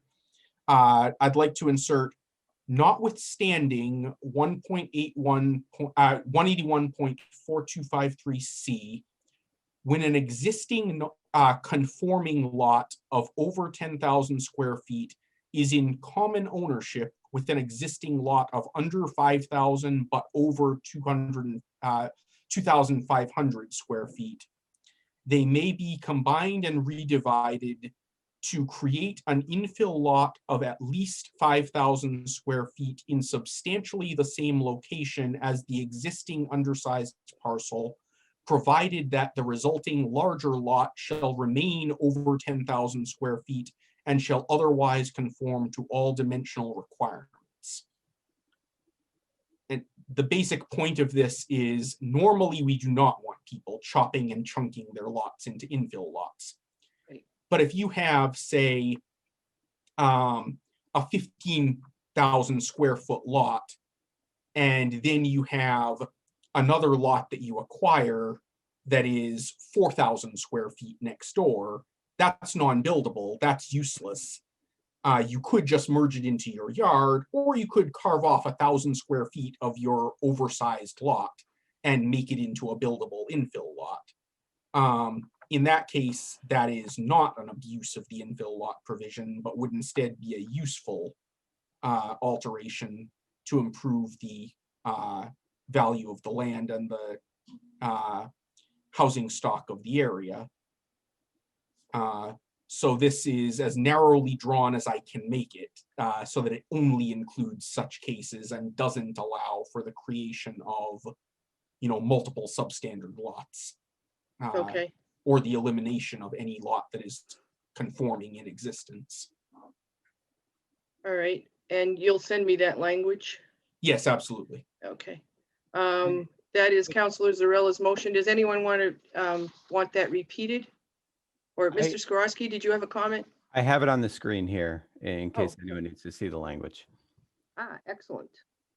All right. That is the language. Do I have a comment by Paula Karen? Paula Karen, would you like to weigh in?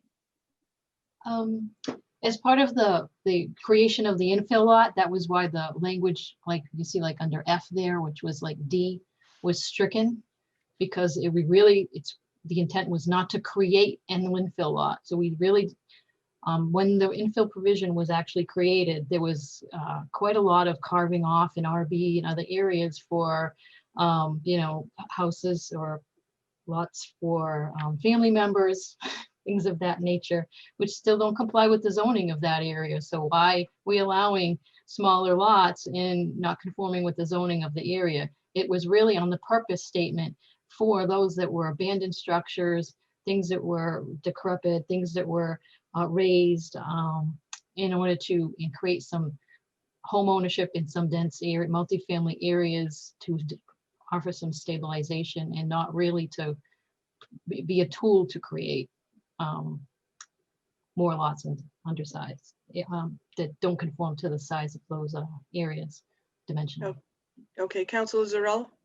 I completely agree with those concerns, which is why I tried to make it very, very narrow. The intent here is not to allow anyone to go out and deliberately create an infill lot by dividing a conforming lot, but rather so that if there is a lot that exists already and that is slightly too small to be an infill lot, but could be made into an infill lot by simply adding a strip of land from an adjoining lot without affecting the conforming nature of that adjoining lot. It's preferable to have that, useless chunk of land become useful rather than have it remain an orphaned parcel that no one wants and that ends up collecting trash because it's of no value to anyone in the area. And that is also why I set the minimum size still to 2,500, because we don't want someone saying, okay, I have a 15,000 square foot lot, I'm gonna buy a 100-foot strip on the side and then carve off a piece of my lot to make an infill lot. It's only where there's an existing lot that is almost big enough for an infill, but not quite. I would be amenable to going up from 2,500 to say 4,000 even, so that it's only for those edge cases. It's just so that we don't have these lots where someone comes to us and says, okay, I've got a 4,300 square foot lot, and now I want a variance for it. You say yes, you create a bad informal precedent. You say no, you wind up with this lot going unused and decrepit. This way, it allows them an option, particularly if they are also in the neighborhood or have property in the neighborhood, which decreases the likelihood that they're going to want to, do anything ridiculous with it.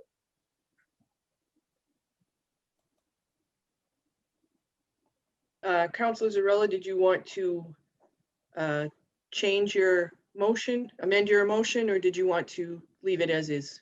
I will, in fact, change it to read 4,000 rather than 2,500. All right. So in the third line there, it will be 4,000 feet rather than 2,500 feet? Yes. Okay. That's the motion before you. Do I have a second?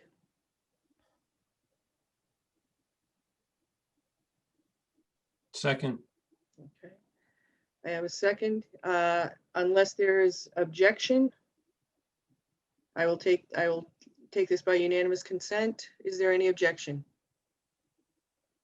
Hearing none, that will pass by unanimous consent. And I am done.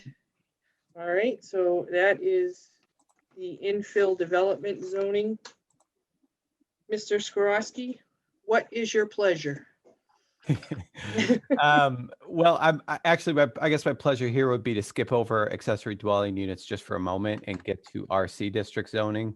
It's pretty quick and simple and aligns quite well with the discussion we just had, so it might make sense to just Okay. review. So as mentioned, we're both reducing lot sizes and frontage requirements across the board for all development in the RC district, which, are neighborhoods again, like the Patch, like North of Main, like Cleghorn, Lower Cleghorn in particular. And then we're also allowing for a single family housing with a 5,000 minimum lot size. And then again, this would allow for subdivision of parcels, unlike the infill provision. And then the last piece tied to Councilor Schultz's question before, it would allow for the off-street parking requirements to be met with an on-street parking permit district in the event that there was one, which again is something I'm committed to working on if there were able, and willing members of the council who wanted to take something like that on. Now I'm going to try to pull up the actual RC itself. You all will be pleased to see this is much shorter, of course, than everything else we looked at. So maybe this is one. Well, and I won't predict how long or not this will take. But, so here again across the board, it was 10,000 square feet. It's been reduced to 7,500 square feet. And to be honest, that was an arbitrary reduction until I looked at the square footage average just today, actually. And the square footage average is about 7,400 square feet of parcels in the district. So it's actually right on, but just by luck. And then, across the board, we suggested reducing the minimum lot frontage, front yard, and increase the maximum height. Or I'm sorry, that was just a mistake. It looks like, I can't recall how that change took place, but anyway, the maximum of 40 feet.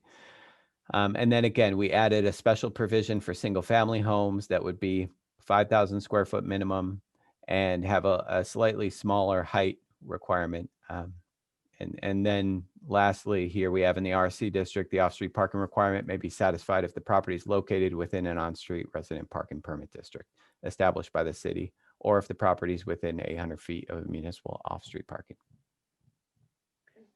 Are there any questions for Mr. Skorowski?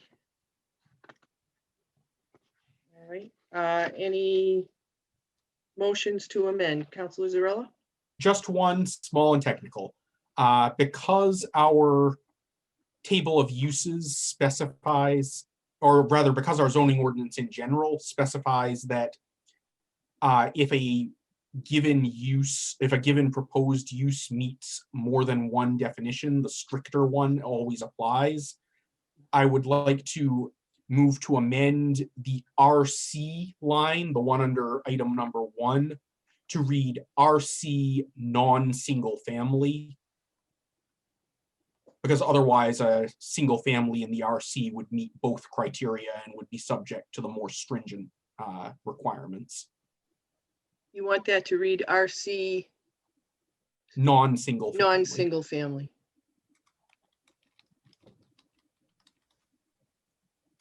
All right, I have a motion to amend, and it's the number under number 1, the line in the chart where it says RC to read RC non-single family. Do I have a second?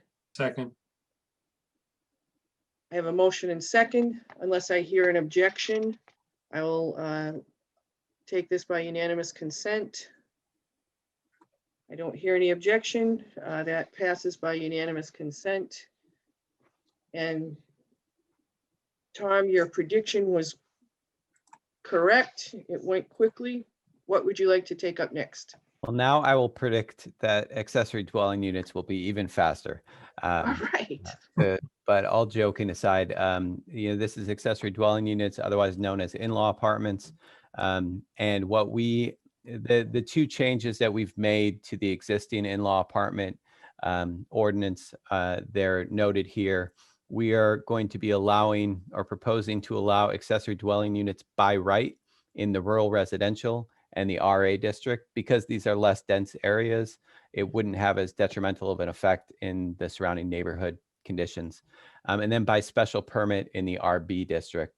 The RB is sort of one step removed from RC in terms of urban character and dense character. So it's a little bit less dense than the RC, but a little bit more dense than the RA district, essentially. And then the other thing we're proposing is to remove a 5-year recertification requirement. So currently within the ADU ordinance, every 5 years, somebody who received a special permit from the Board of Appeals has to come and recertify that they are the homeowner and that they live at the property, and then they have this additional accessory dwelling unit. If you think of it, as you're a property owner, you're looking to make what could be a $40,000, $50,000 investment in your property, knowing in the back of your mind that every 5 years there's a chance where you won't have that right anymore.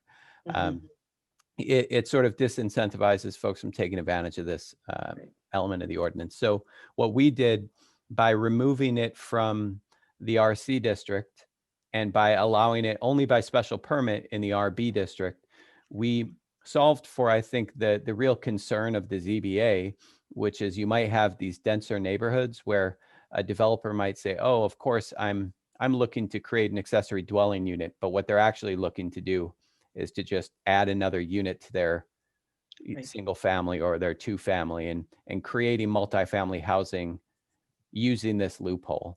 So, that our thought process is by removing it from some of the denser areas and making it only by special permit in RB, it might be able to solve a lot of the questions that the ZBA is concerned about.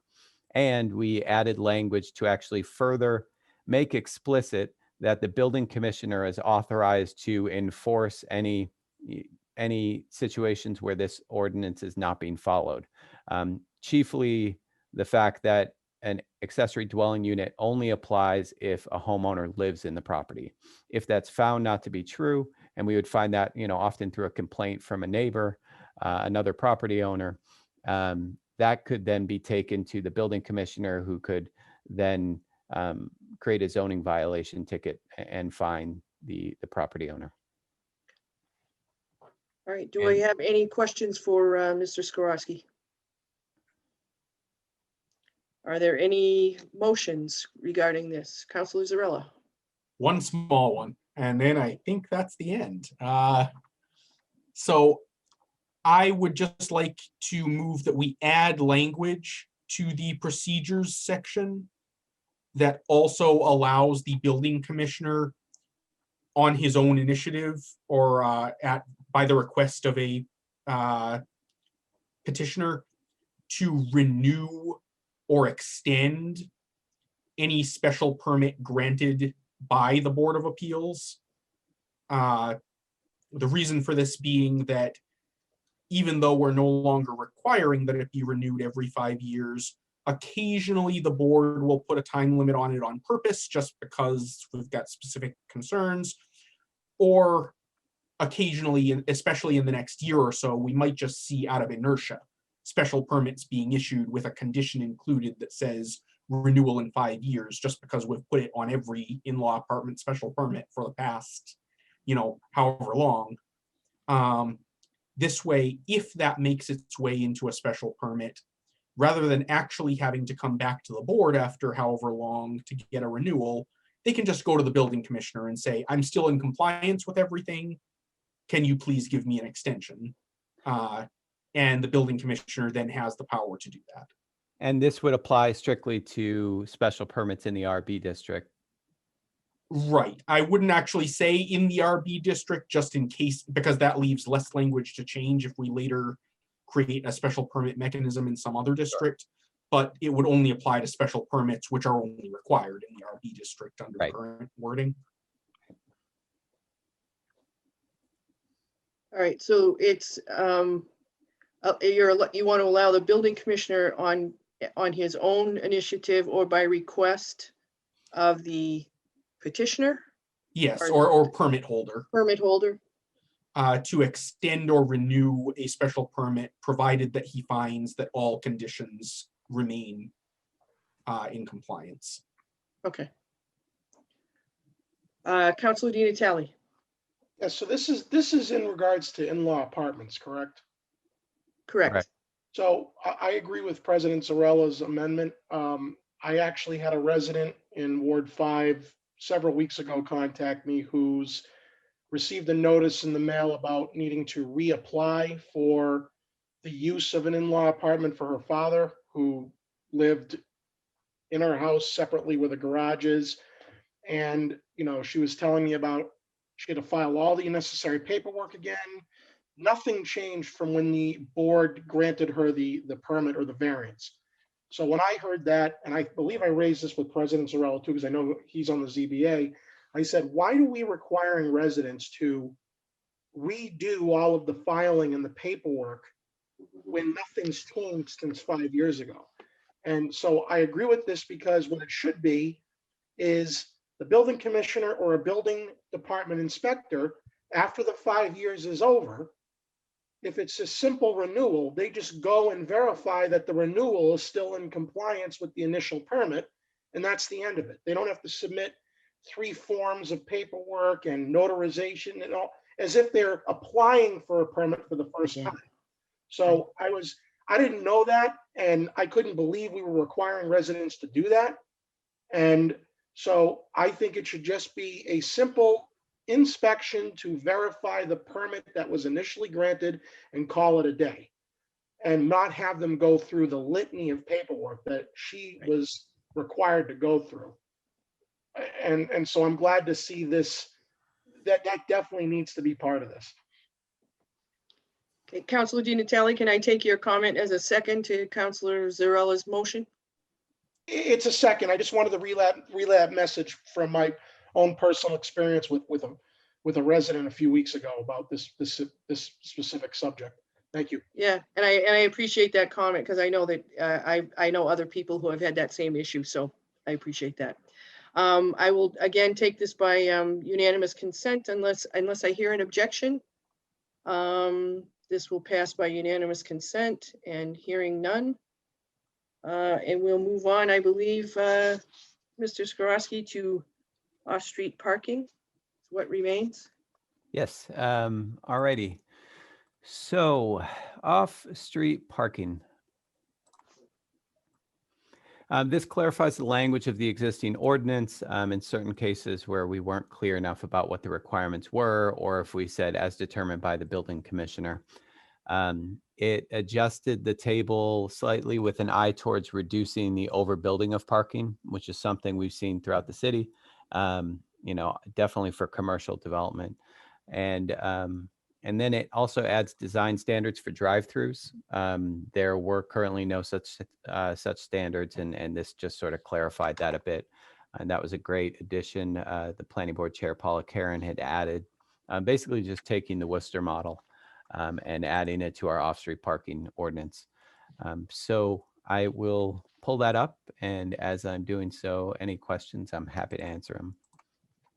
Okay, are there any questions for Mr. Skorowski?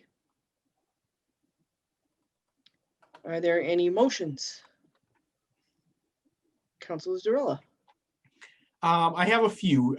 There are several typographical things that I've discussed with Mr. Skorowski, and those can be made without us amending them here.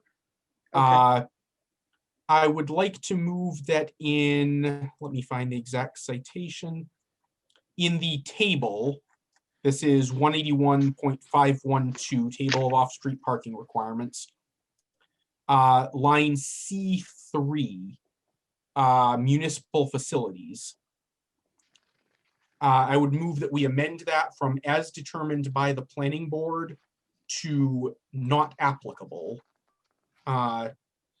No offense to the planning board or anything. I just don't think that any appointive city board or committee should have jurisdiction over the city's own activities. I think that if it's a municipal facility, the city can design it as the city wishes, unless there is some statutory requirement that we apply it to ourselves, in which case, of course, I can't do that. I see Solicitor Terry typing. I'm not sure if it's a comment. But unless there is a statutory requirement that we subject ourselves to review by the planning board. I think that the city should be able to decide how to use the city's own property for the city's own facilities. Mr. Pusateri, did you have a comment? No, I did not. Okay. I'm multitasking, Counselor. Oh, all right. That's quite all right. So I have a motion to change the line C3 municipal facilities from as determined by the planning board to not applicable. Do I have a second? Second. Second. Again, we'll take this by unanimous consent. Do I hear any objection? Hearing no objection, that will pass by unanimous consent. Councilor Zarella, you said you had another change? Yes, for some strange reason, my document closed on me, so I'm just pulling it back up. All right, I'll give you a If minute. you'll give me just a second. I would like to move that in every location that currently reads as determined by the planning board or as determined by the special permit granting authority, we substitute the language that can be found in row D19, commercial recreation, which reads adequate parking spaces to accommodate under normal conditions the cars of occupants, employees, members, customers, clients, and visitors to the premises as may be determined by the planning board and or special permit granting authority.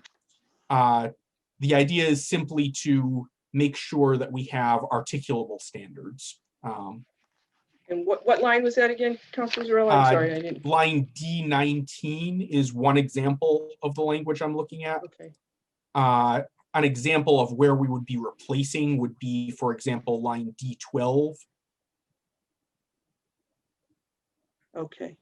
And again, this is not intended to be a substantive change to who determines or how, merely to put anyone reading the ordinance on notice of what criteria the planning board, that they should be submitting to the planning board for consideration of how many parking spaces they will be required to have.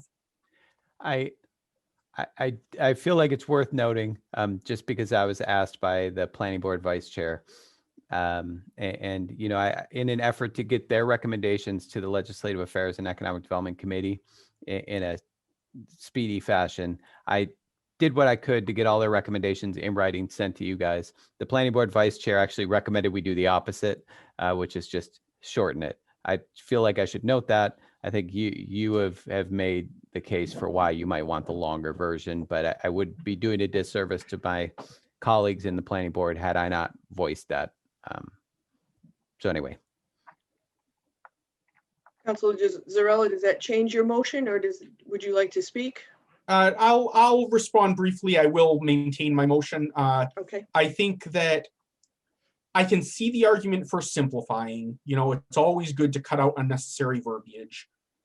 But like I said, I think the issue is articulable standards. Unconstrained, undirected discretion is, in my opinion, not helpful to anyone. It's not helpful to the applicants because they don't know what criteria they should be preparing to present. It's not helpful to the planning board. Well, I don't want to speak for the planning board, but it would not be helpful to me if I were a planning board member, at least, because then I would have no standard to consider, just a sort of nebulous, is this a good idea or is it not? And again, I want to stress, this is not a statement of lack of faith in any of our current planning board members, but rather that I would like this ordinance to be equally applicable to people who I haven't met yet, who may be on the planning board in 15 or 20 years, and whom I may not be able to trust as well to make sound decisions without any guidance. So your motion is wherever it says in this chart that the decision will be made only by the planning board to change it to the planning board or the special permit granting authority. that No, correct? no, I'm sorry. Um, It's just that in some lines it says as determined by the planning board. In other lines, it says as determined by the special permit granting authority. Oh, My motion is that we take the language from D19 oh, okay. All and right, that makes substitute it sense. in all occasions, just putting in planning board or Okay. special permit granting authority as the line requires.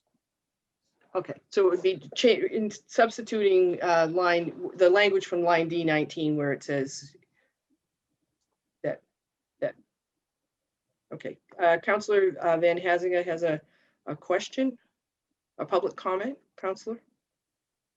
Yes, I was just wondering, I completely understand the argument that Councilor Zarella is making. I think it is warranted to have some definition.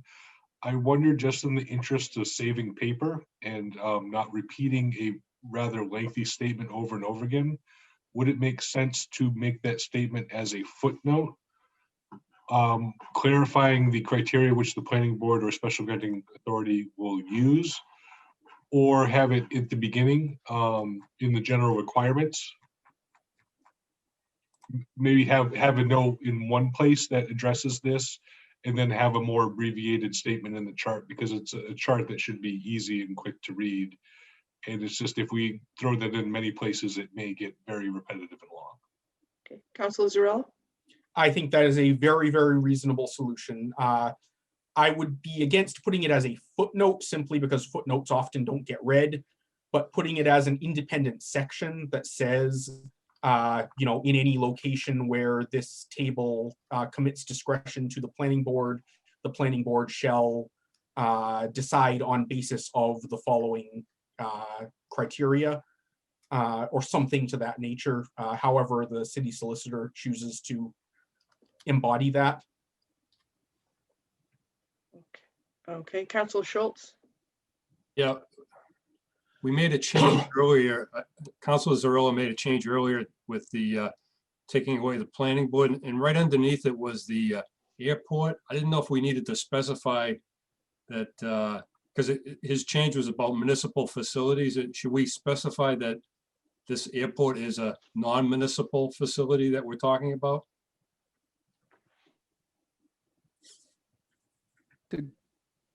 Good question. I generally, how this would operate is if there's a more specific definition that would apply. That would be my guess here, Councillor Zarella.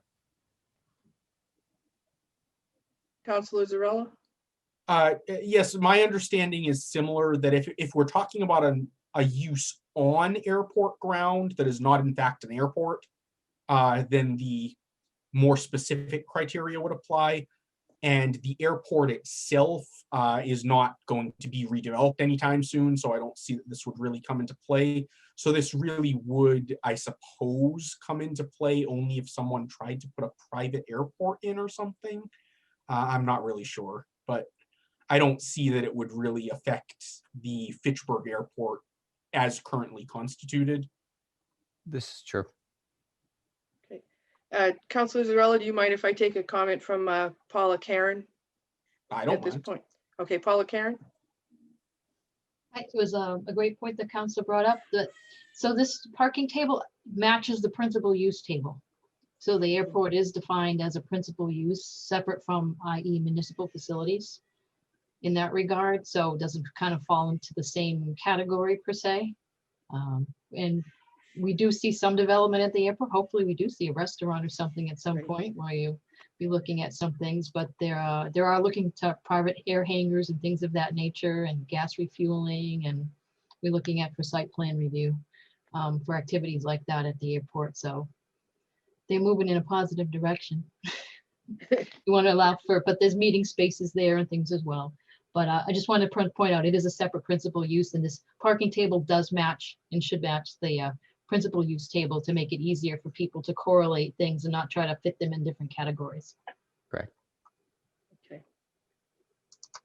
Councillor, would you like to restate your motion?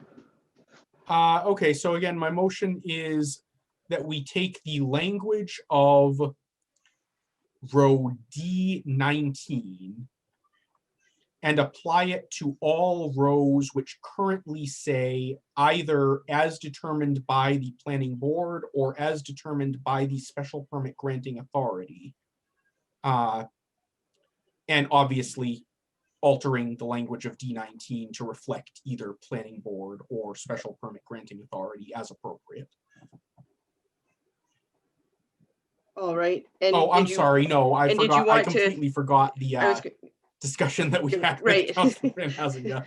I apologize. We went on to airport, and it was a good point, Councilor Schultz, but it threw me off a little.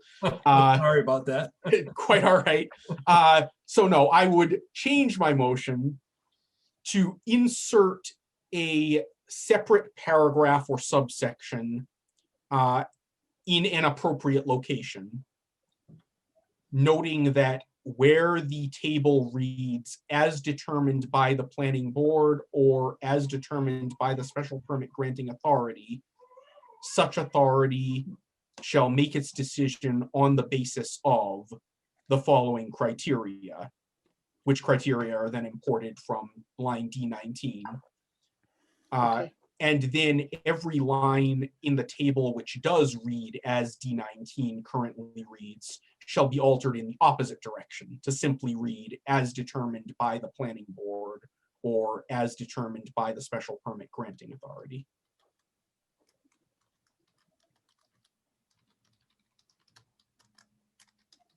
Okay, I have a motion. Do I have a second? Second, All right. Again, we'll do this by unanimous consent unless I hear an objection. All right, hearing no objection, that will pass by unanimous consent.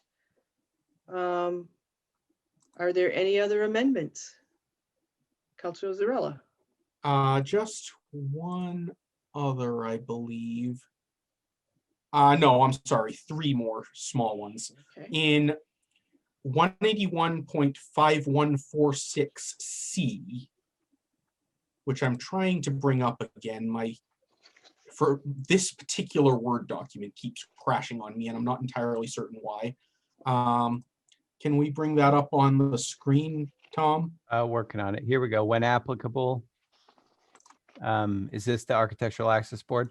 Yes, that's the one. Okay. I'll wait for it to pop up. My screen sharing's paused. Apologies. So didn't know that. So when applicable, specially designated parking spaces for the persons with disabilities must be provided in accordance with the current edition of the Massachusetts Architectural Access Board. Yes, I would like to amend that to read, I'm sorry, I lost it. In accordance with the current edition of the rules and regulations promulgated by the Massachusetts Architectural Access Board. Simply for legal clarity, no substantive change. In accordance with the rules and regulations promulgated, the current rules Promulgated and- by, yes, the current edition of the rules and regulations promulgated by the Massachusetts Architectural Access Board. Massachusetts Architectural Access Board. Mm-hmm. Okay.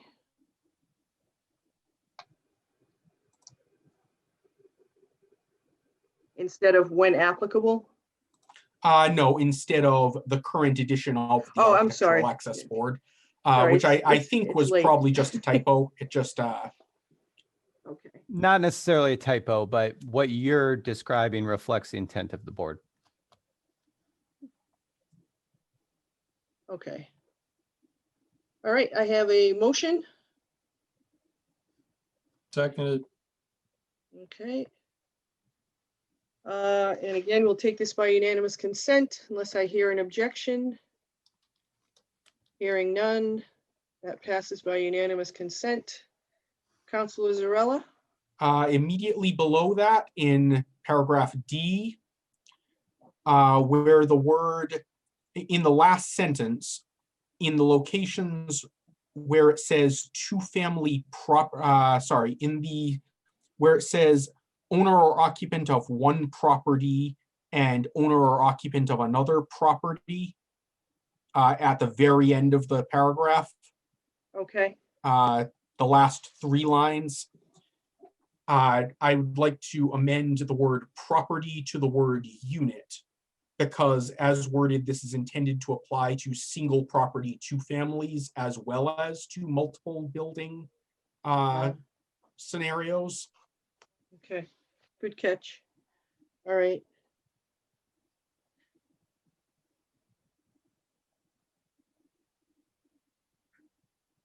So, and that's 181.5146D. That's correct. Okay. I have a motion. Do I have a second? Second. And again, we'll take this by unanimous consent. Hearing none, that passes by unanimous consent. And Councilor Zarella, you have one more? One more, All right. 181.528. Okay.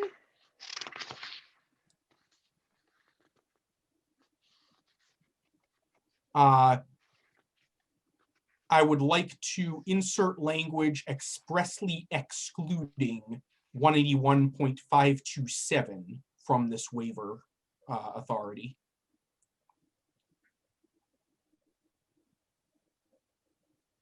Because 181, all the other provisions that we're allowing to be waived make perfect sense to offer a waiver under appropriate circumstances. But Right. 527 in particular is the regulation that says that that delivery trucks can't be required to queue or back out onto public ways. And I don't think there's ever going to be a scenario where it's appropriate to waive that requirement. It's a public safety hazard. Okay, so the motion is to, in 181.528, to just expressly exclude 181.527 from this exception. Yes. Okay, I have a motion. Do I have a second? Second. Okay, and again, we'll take this by unanimous consent. Hearing none. It passes by unanimous consent. Are there any other motions to amend? Mr. Skorowski, you have a comment? I don't know how we want to handle this, but again, I was trying to get this to the board to the committee as soon as possible. I tried to reflect the board's intent as best I could. There were a few instances where the board chair, Paula Karen, had noted some tweaks were needed, and I was hoping to introduce them, and I don't know how you would like to handle the amendment process, or if it's something the board would entertain, the committee.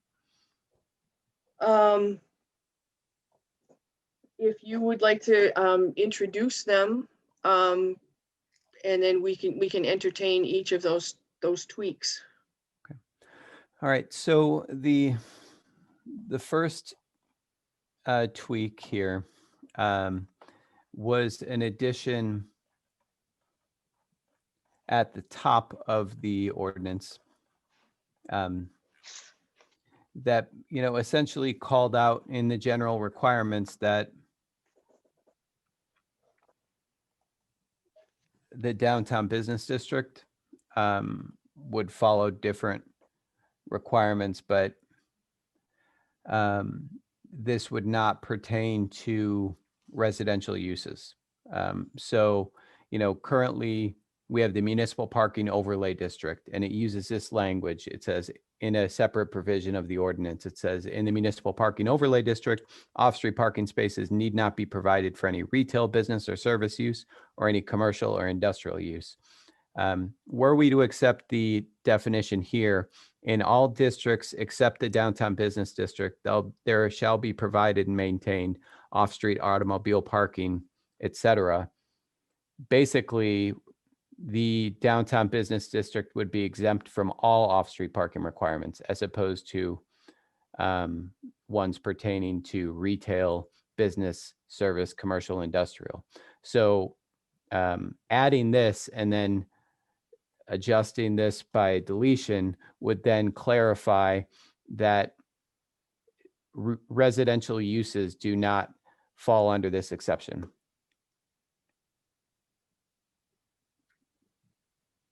Okay. Are there any questions, Councilor Zarella? No questions. I was just going to say, I think that's a good change because, we've already made in one of the previous sections, some accommodation for the Main Street corridor.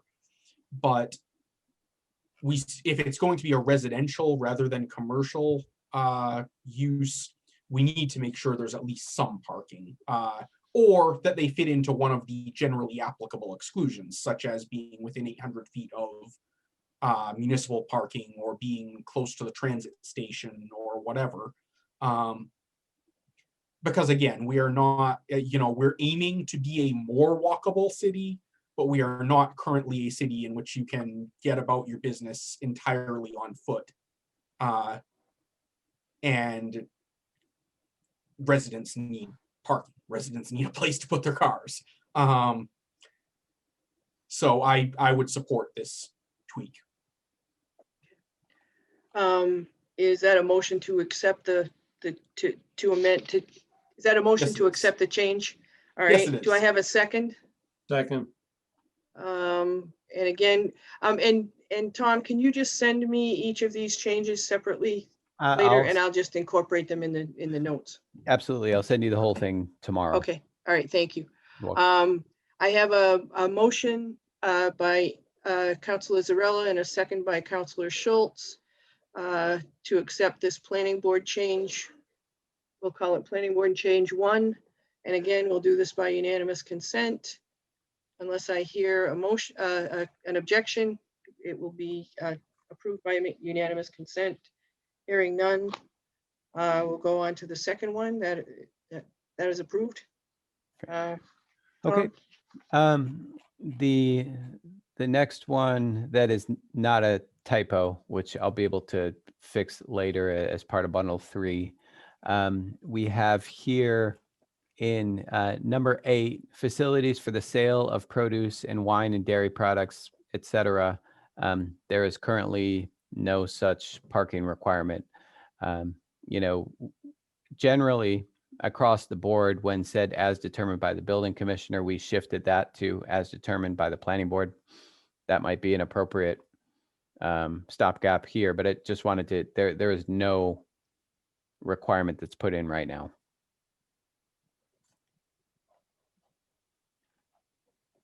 Okay, and Councilor Zarella?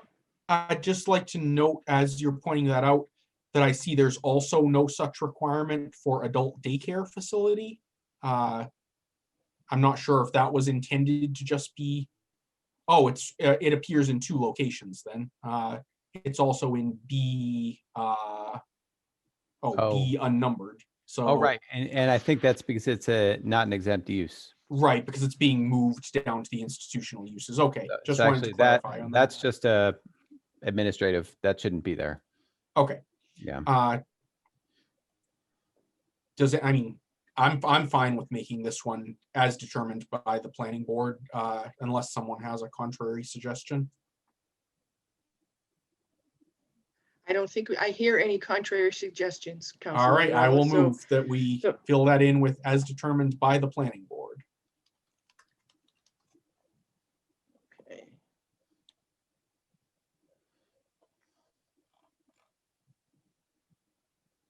All right, I have a motion.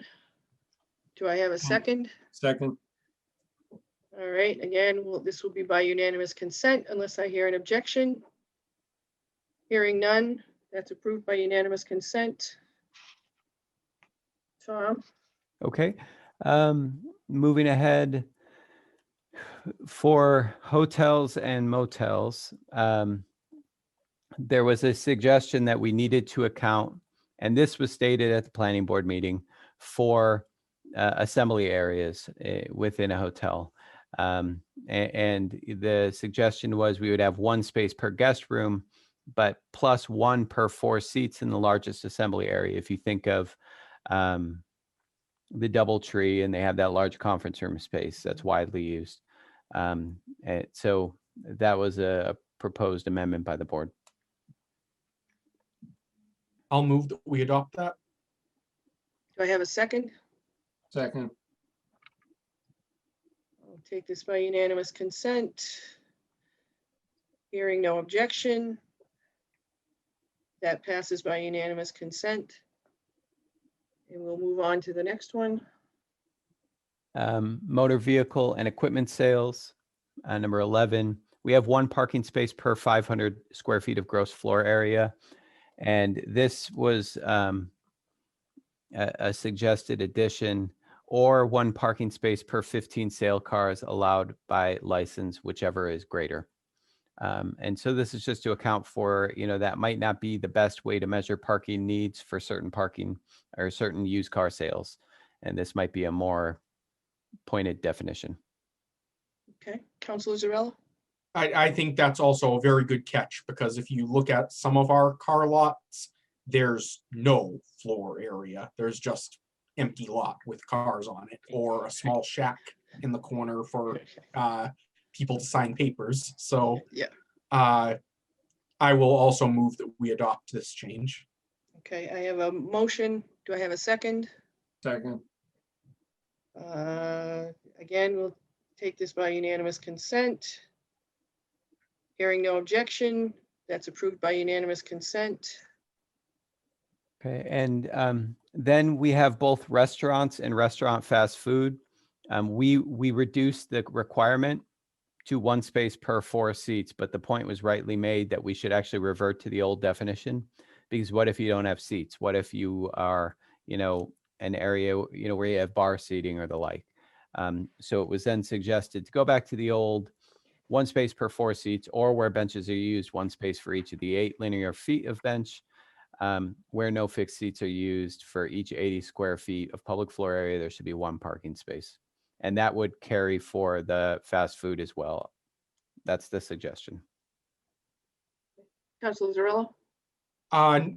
Normally, I'm all for stricter parking. In this case, solely for the purpose of conformity with other changes that we have made in the table, I would suggest that we change 8 to 10 and 80 to 100, because that's what we've done in other cells of the table where we had that type of adjustment made. So your motion is to accept the recommendation, except change 80 to 10 and 8 to 10 and 80 to 100? Yes.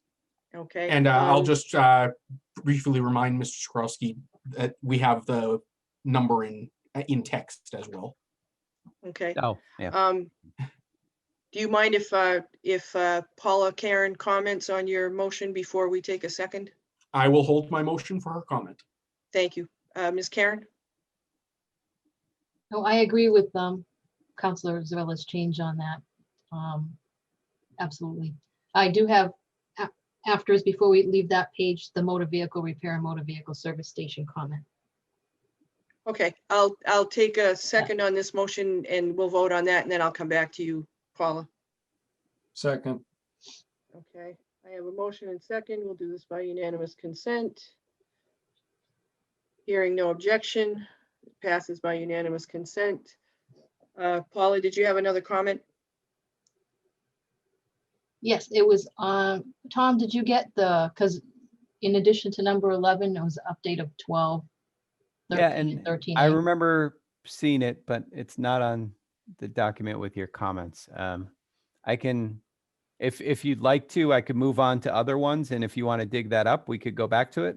Do you There's want me just- to email it to you, or do you want me to just say it? Oh, if you have it and could say it, that would be Yeah, I preferable. have it and can see it. Right. So number 12, I did some research. I was looking between Lowell and Littleton, but to actually establish something other than, by special permit or as determined. So on 12, 2 spaces per service bay or as otherwise determined is by the special permit or site plan approval. So at least you have that for a repair facility. So it sets something, some sort of criteria.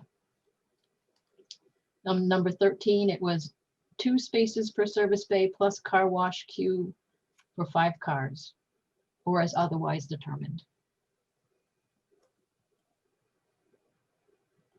13A was 1 space per pump plus 1 space per employee, plus 2 spaces per service bay, plus 1 space per 50 square feet of gross floor area. And this is like the MART station, the different MART stations where you talk about how many bays that they have or the pumps that they have versus just as determined by the planning board. So we're setting, this is typically what you would review anyway for criteria. So it sets that expectation of what you intend to see on a site plan. And I could provide those.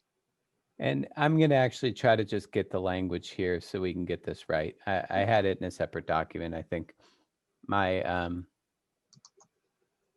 my skills at dictation are not. Sorry. Um, Number 12.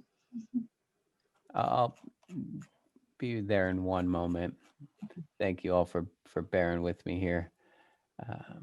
Okay, I'm just going to do a copy and paste of them so you could see the full scope of the proposed changes.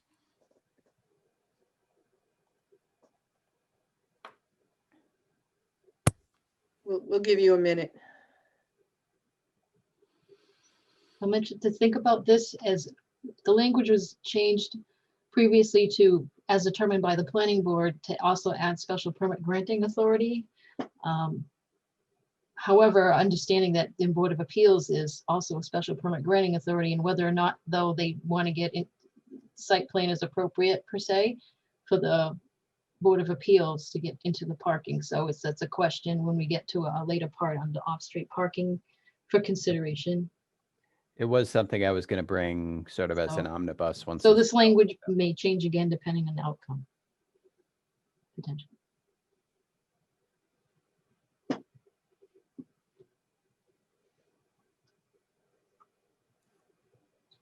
Tom, were you going to cut and paste that right now, or are you going to wait until? Oh, guys, We can't see. I- Oh, I- look at There we go. that. Oh, look at that. voila. Ta-da. All right, Councilor Zarella, did you have a comment? So first, just working backwards, sort of. First on the zoning board issue.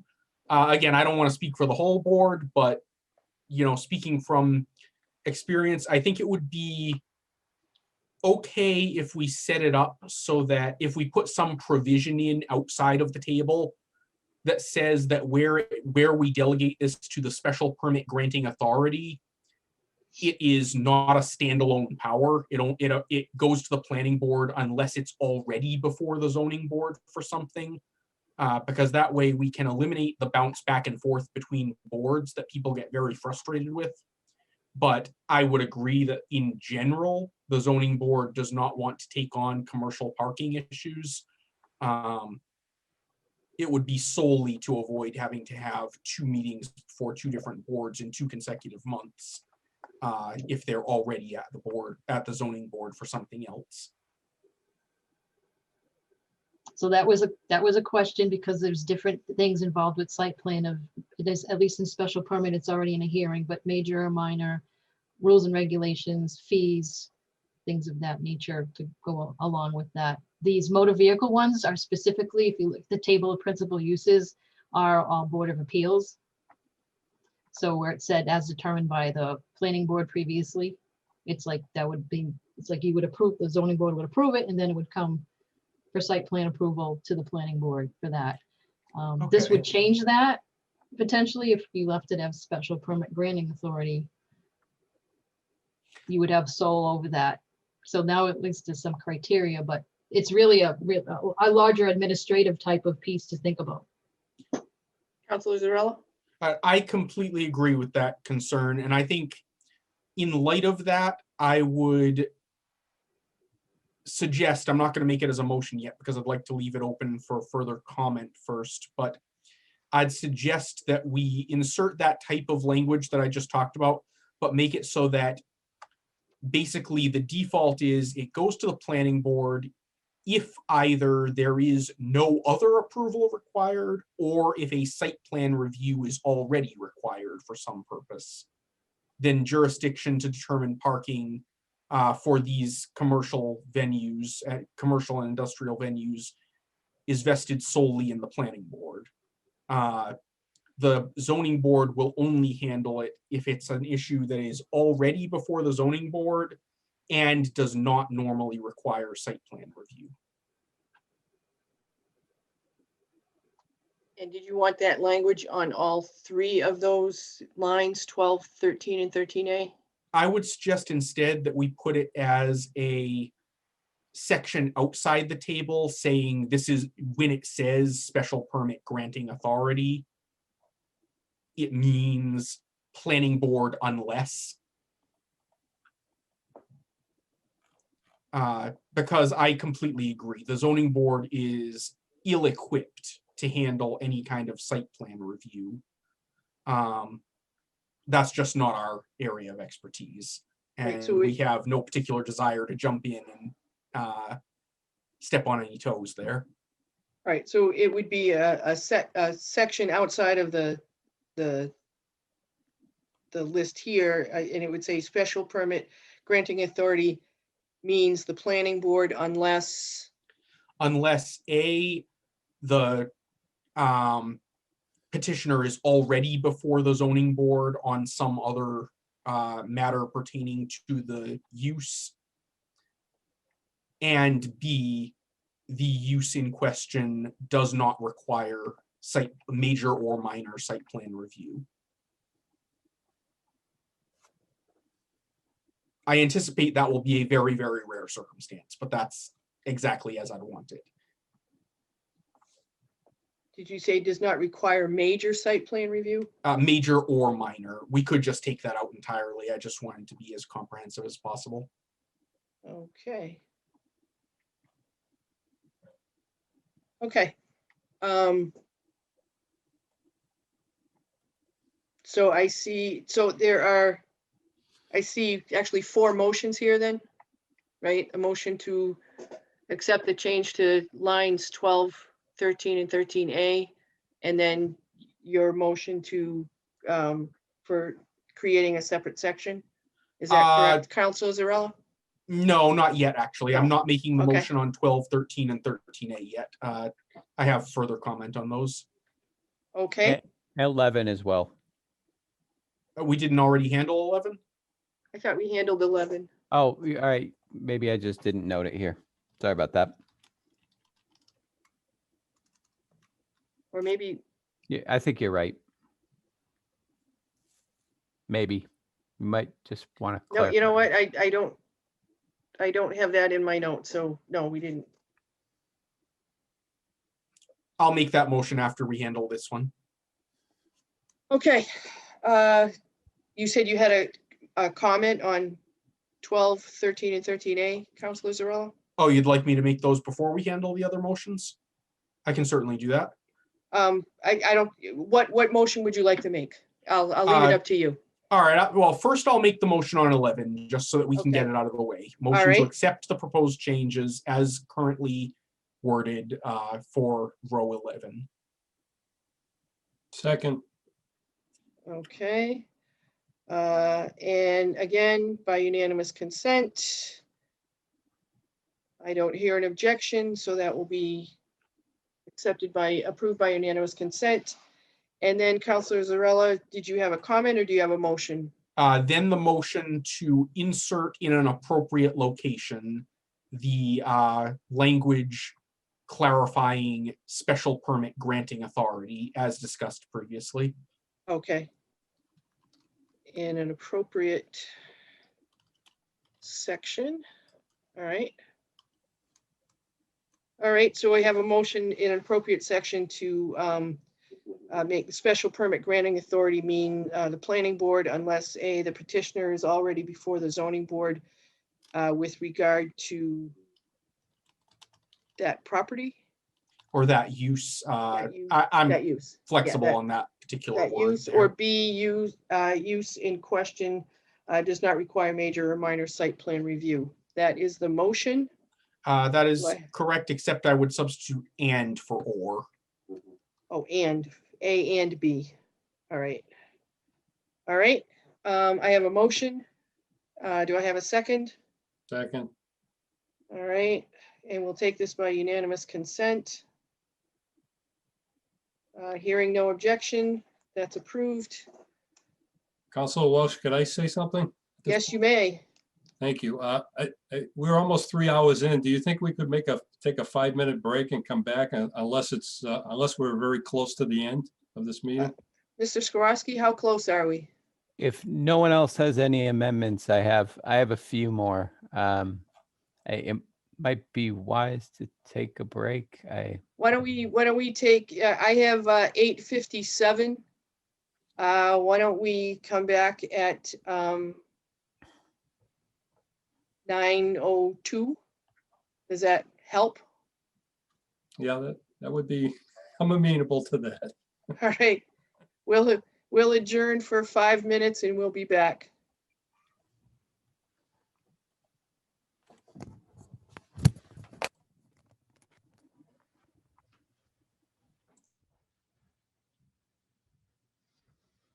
Tom to get back.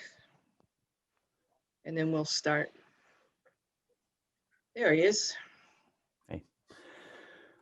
All right, I think we were on line 12.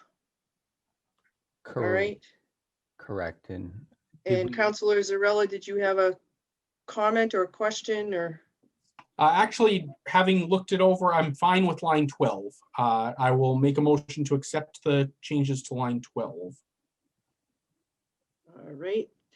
Do I have a second? Second. Actually, I'm sorry. I do want to make a small tweak to it just to conform it to the other provisions in the table, Okay. and say, as otherwise determined by the special permit granting authority. It'll have the same exact effect. It's just if we should have the same language throughout the table. As determined by, I'm sorry, The say it again? special permit granting authority, Special permit granting authority. rather than as determined, as otherwise determined by special permit or site plan approval. Okay, Uh, all right, so that is the motion. Do I have and Councilor Schultz, you had seconded the initial motion. Would you like to second Yes. this second- motion instead? Okay, Second, the second motion. all right, and we'll take this by unanimous consent. Unless I hear an objection, that will pass by unanimous consent. We're moving on to line 13. On that one, I just wanted to note that I believe under the current definition, which we haven't gotten to yet, but unless I read it incorrectly, a car wash would in fact be counted under the drive-through regulations below. So I'm not certain that it's necessary to put a regulation for the car wash queue in the parking table.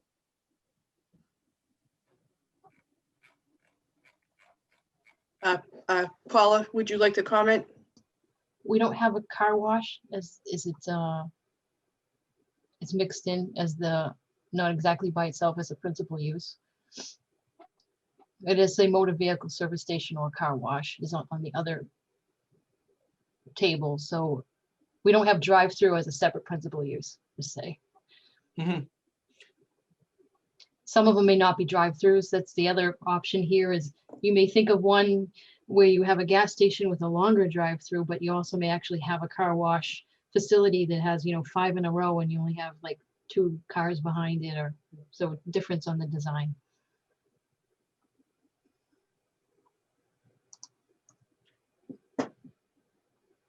Could I just clarify something with FATV? Is the screen still paused or has that been cleared up? All set. It's moving Okay. now. All right, thank you. Councilor Zarella. So in light of Ms. Karen's suggestion, I would not then amend 13 to remove the car wash queue. I would, however, still move that we approve the amendment to line 13 with the same change as line 12.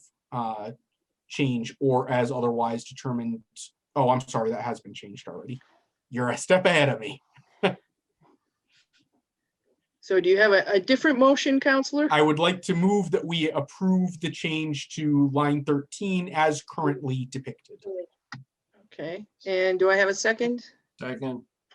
Okay, that will be approved by unanimous consent unless I hear an objection. Hearing none, that is approved by unanimous consent. Okay, moving on to line 13A.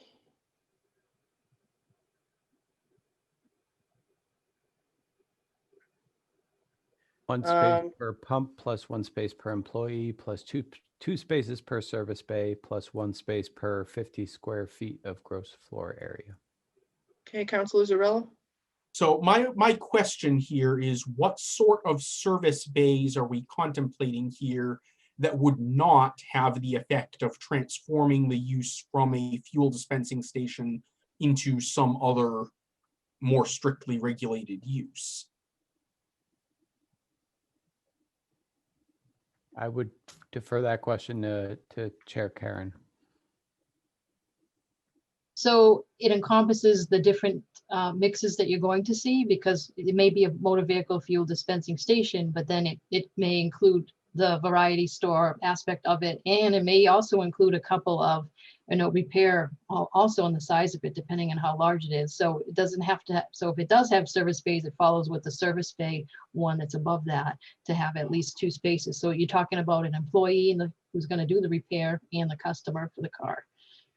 Service bay. So it's to help, if they don't have a service bay, then it wouldn't be needed if they don't have any service bay. So it's just to try to accommodate the flexibility in the design. Councilor Zarella? Okay, that makes perfect sense. Thank you. I just wanted to make sure we weren't having any conflicting or overlapping provisions that didn't need to be. So in that case, I will move that we accept the alteration to 13A as currently depicted. Okay, do I have a second? Second. Okay, we'll take this by unanimous consent. Hearing no objection, that passes by unanimous consent. Mr. Skorowski, the next. All righty, the next one's Suggestion. simple. These are all principal uses, and seasonal outdoor dining is actually not a principal use, so it shouldn't be subject to principal use requirements in the parking table. So this was a proposed change by the board. Move that we accept the change. All right. Second. And what line is this again? I'm sorry, number 14? 14A. Line 14A. All right, we'll take this by unanimous consent. Hearing no objection, that passes.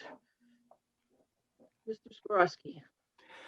So I believe that there is one minor change. This is just to line up with the table of principal uses. And so if you insert a row below 3 and above 5, as you all know from your arithmetic classes, that would be number 4. And access through more restrictive districts to reach a portion of the same lot in a less restricted district. It's not applicable, but we want to have conformity with our principal use table. Motion to accept the change. Second. Okay, we'll take this by unanimous consent. Hearing no objection, that passes by unanimous consent. Mr. Councilor Zarella, did you have a question? Oh, I'm sorry. Are we at the end, Tom? Except the only other item I would say is I think it was noted that we had handled the Main Street parking waiver. I think we discussed and agreed to it in theory, but we discussed it would be part of the off-street parking, and I don't think it ever made its way in. Right. Councilor Zarella? That was what I was going to say. I was going to ask, because I didn't write it down, whether anyone had the text or summary of Councilor Van Hazinga's proposal at that time, so that we could revisit it and vote on it. Wait a minute. I think Councilor Van Hazinga, did you want to, are you still with us?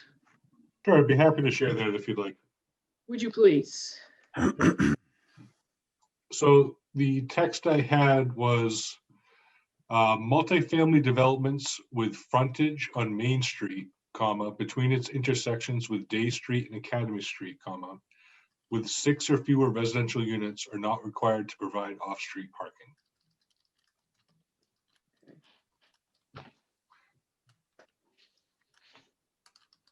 All right, and that's in subsection 3. And I wonder if it should specify for residential use, but it's already exempt from requiring parking from commercial uses with the downtown parking district. One, Oh, I'm sorry, I'm looking at the wrong. It's late, I'm looking at the wrong table. That's language that you had suggested with regard to multifamily development. And so where would this go in the main, where would that go, Tom? well, it could go any number of places. One thing I was going to suggest that we might be able to do, it actually aligns with our use table. Our use table states that residential uses above the first floor are allowed by right on Main Street, and it's made no through an asterisk. You could similarly do the same here and note that somewhere here in the parking table, or you could put it somewhere else entirely. But that is one area where we've done something similar in our existing ordinance that I just wanted to note. I think it makes sense to include it where you have it here in the table under principal uses under section A, residential uses. Yes. Councilor Zarella? I will make a motion that we make that change, but with the note that I would encourage the Community Development Office and any other persons working on these changes to just consider, as Councillor Van Hazinga had mentioned when he first suggested this, whether Day and Academy are the most ideal orders for this zone, or whether we should set different boundaries. Okay. Yeah, if you may, I did look at the asterisk that Mrs. Skrowski mentioned about the by right residential uses on Main Street, and that refers to the urban renewal plan. And it wasn't exactly clear, is that the entire downtown area in the urban renewal plan or just on Main Street? But that's something that could be fine-tuned. And see, I have it here just for the, no, I don't, because I shared my screen or paused it. Notwithstanding the provisions of the table of, I would, you would have to change the language, but this is how it's stated in the table. Residential uses are permitted by right in the CBD zoned, which of course now would be DBD, portion of the urban renewal area, provided they are located above the first floor of the structure as viewed from Main Street. So anyway, that's what it says. I'm not saying that's what it should say. We can certainly tweak it between now and when the council votes on it in March, if this is something that they would be amenable to. Okay. So the Paula, Karen, would you like to comment? No, I agree with that statement in the adjustment. I wanted to bring up that it says multifamily development. So right now it actually is multifamily housing. So unless multifamily development is adopted, there's that. Also, just be aware that right here, it's the minimum parking requirement was changed. It was 2 parking spaces per dwelling unit. One of the intents was underneath the multifamily development was that you could have reduced parking for certain zones. If you put it here in the minimum parking requirement, that is for all zones. You have multifamilies, so that's being pretty much does away with any 2 per dwelling unit unless you're over a certain bedroom size. So in certain RB or other districts, there would be reduced parking as well.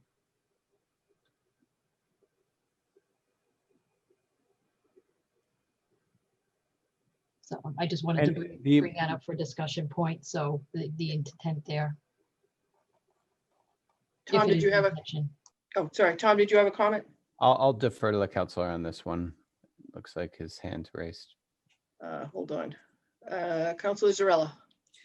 Yes, I just wanted to note that's a good point, and that's part of why I am looking to split apart smaller multifamily developments from the larger multifamily developments, or rather multifamily properties from multifamily developments proper.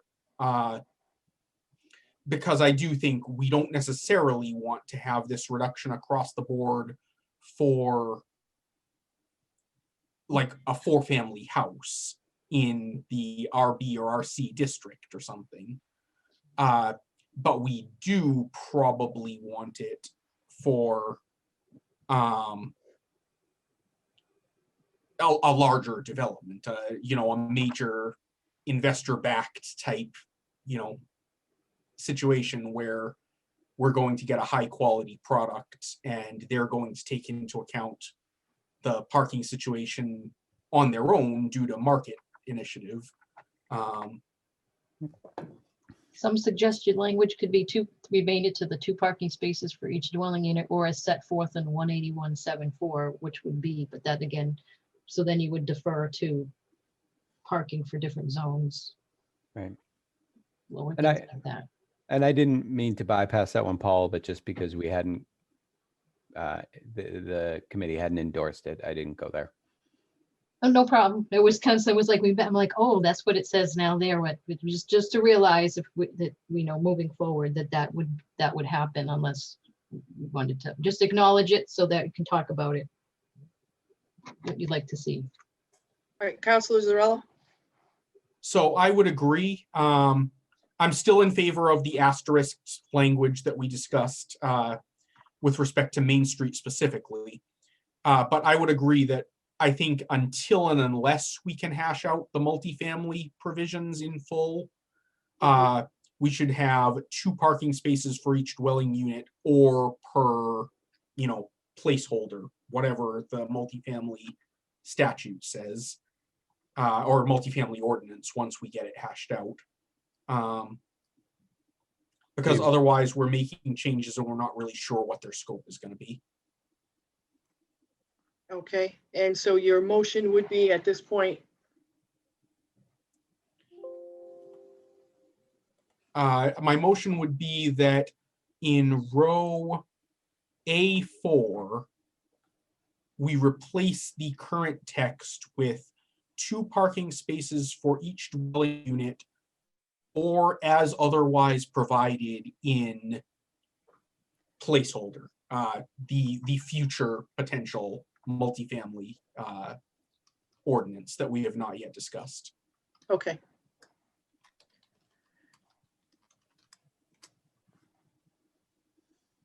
All right, that is the motion. Do I have a second? Second.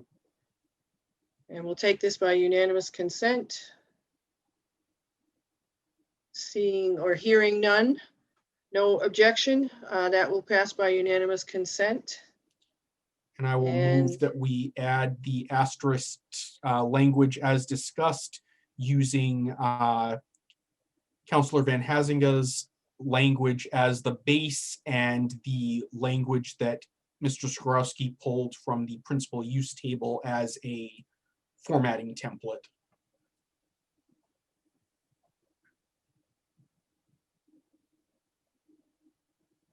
With the possibility of adjusting the boundaries from Day and Academy to some other boundaries based on further consideration by the advisory committee or community development department. Okay, Paula, do you have your hand up again?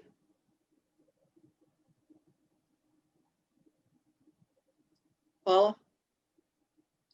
I forgot to lower it, sorry. Oh, sorry. I didn't know if it was up again or if it just if I had missed you. So I just wanted to make sure. No. All right. That's going to be my excuse in the future. I always have my hand up. I do have. I didn't mean it to sound like, are you still talking? No. All right. So we have a motion. And do I have a second? Second. All right, and again, this will be by unanimous consent. Hearing no objection, the motion will pass. Is there anything else? To my knowledge, no. All right. There's a I couple believe- more in the Sorry. There were a couple more in the table, but I don't know if you want to handle this here or in the next meeting. I suppose we could handle it in the next meeting if you're amenable. I don't hear any objection coming from this committee. So. So it was number 25, and I think those are also in the same table, Tom. Building, trade shop, or artisan manufacturing.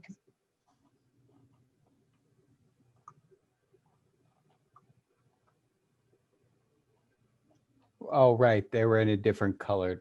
Okay.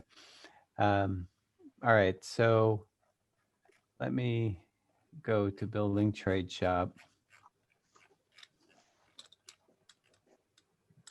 Because it just said one space. Oh, I see.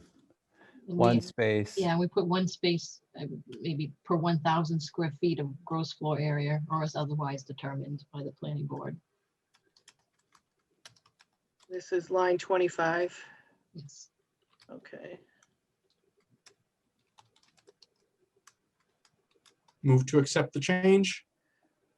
I have a motion. Do I need a second? Second. Take this by unanimous consent. Hearing no objection, that will pass. Number 28 was drive up, was the striking of drive up or walk up facility And that was already within here. within it. Okay. Mhm. Yeah. Earth removal. That's all set. 3 wholesale warehouse. Yes, it was removing C light manufacturing, and we just added in what it was. It was 1 parking space per 1,000 square feet of gross floor area, or as otherwise determined. The same thing with below it.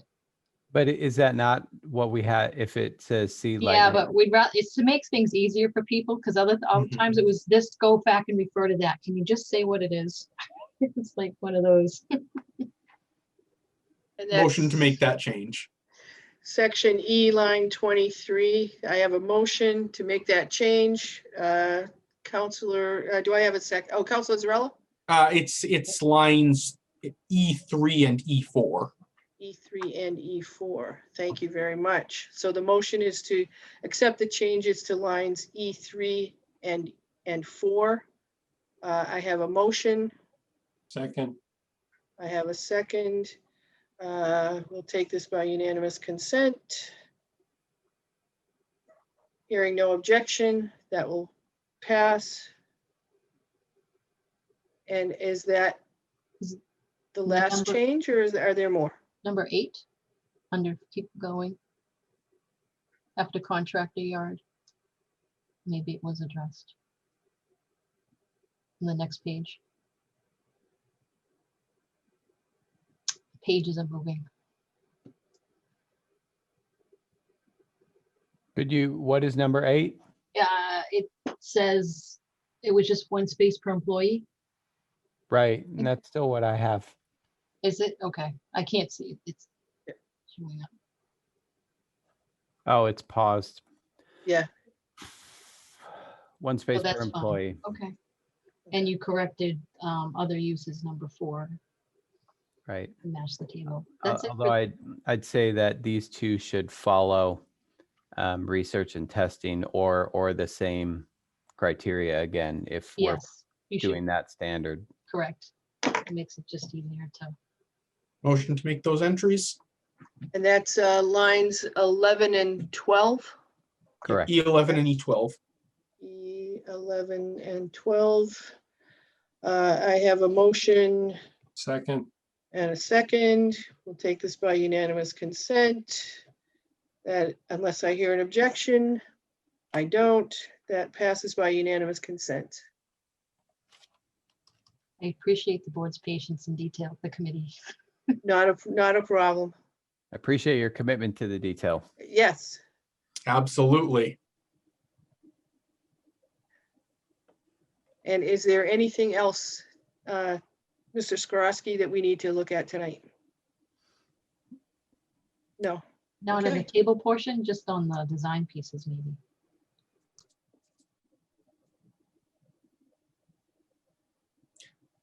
Actually, that's true. We haven't looked at the drive-through portion at all. Okay. There was also the residential driveway, was that adjusted from 12 to 8 feet in the width? Yeah, that was what the board had, or the committee had seen.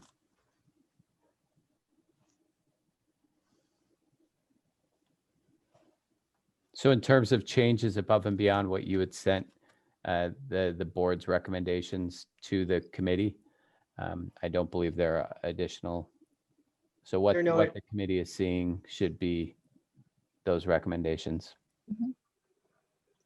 And one key element is on the change underneath that special permit and site plan review, which you do see under 181.513. And that is also allowing, aside from special permit, to allow through a waiver through site plan approval. So that's a significant change, just so that you're aware of that. I think your screen is paused again. 181.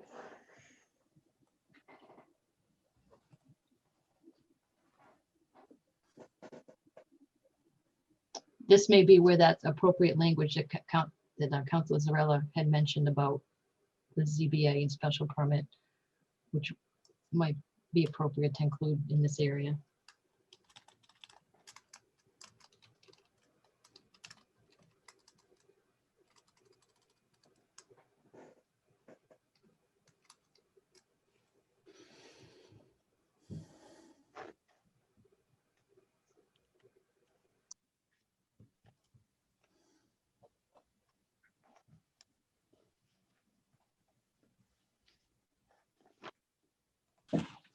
Okay.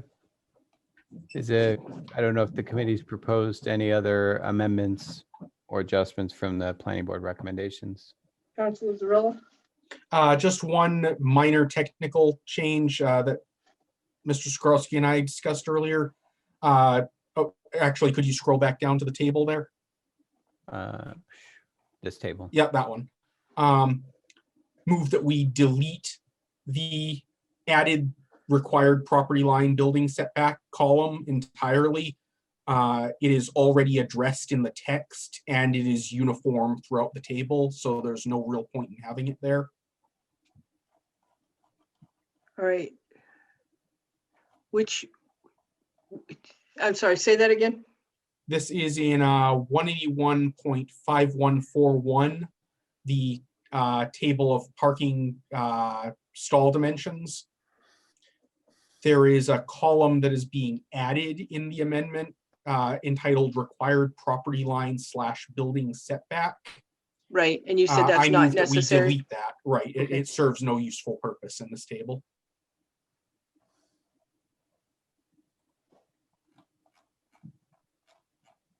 I have a motion. Do I have a second? Second, We'll take this by unanimous consent. Hearing no objection, that passes by unanimous consent. Are there any other changes to this section that we need to look at? One that Paula Karen had noted and I thought was in here, but I'm just going to add it, just that residential driveways need to conform with another section of our ordinance 181.75 pertaining to. Right, I is that? just added it here, Oh, okay. 181.5143. Move to accept the change. second, I have a motion and second. Take this by unanimous consent. Hearing no objection, that will pass. Is there anything else that needs to be attended to this evening? Not for me. Okay, Motion to accept the proposed amendment as amended. second, I mean, all of the changes? Yes, all of the changes that we have discussed tonight. Okay, thank you. I just wanted to clarify. or rather to accept all the proposed amendments with all the changes that we've discussed tonight. I have a motion. Do I have a second? Yeah, I already seconded it. Okay, thank you, Bernie. You were- And unless I hear an objection, we'll take this by unanimous consent. Hearing no objection, that motion passes. And I believe that we are done. Motion to adjourn. Second. Okay, I have a motion to adjourn, and we are adjourned. Thank you all very much for your patience and your attention.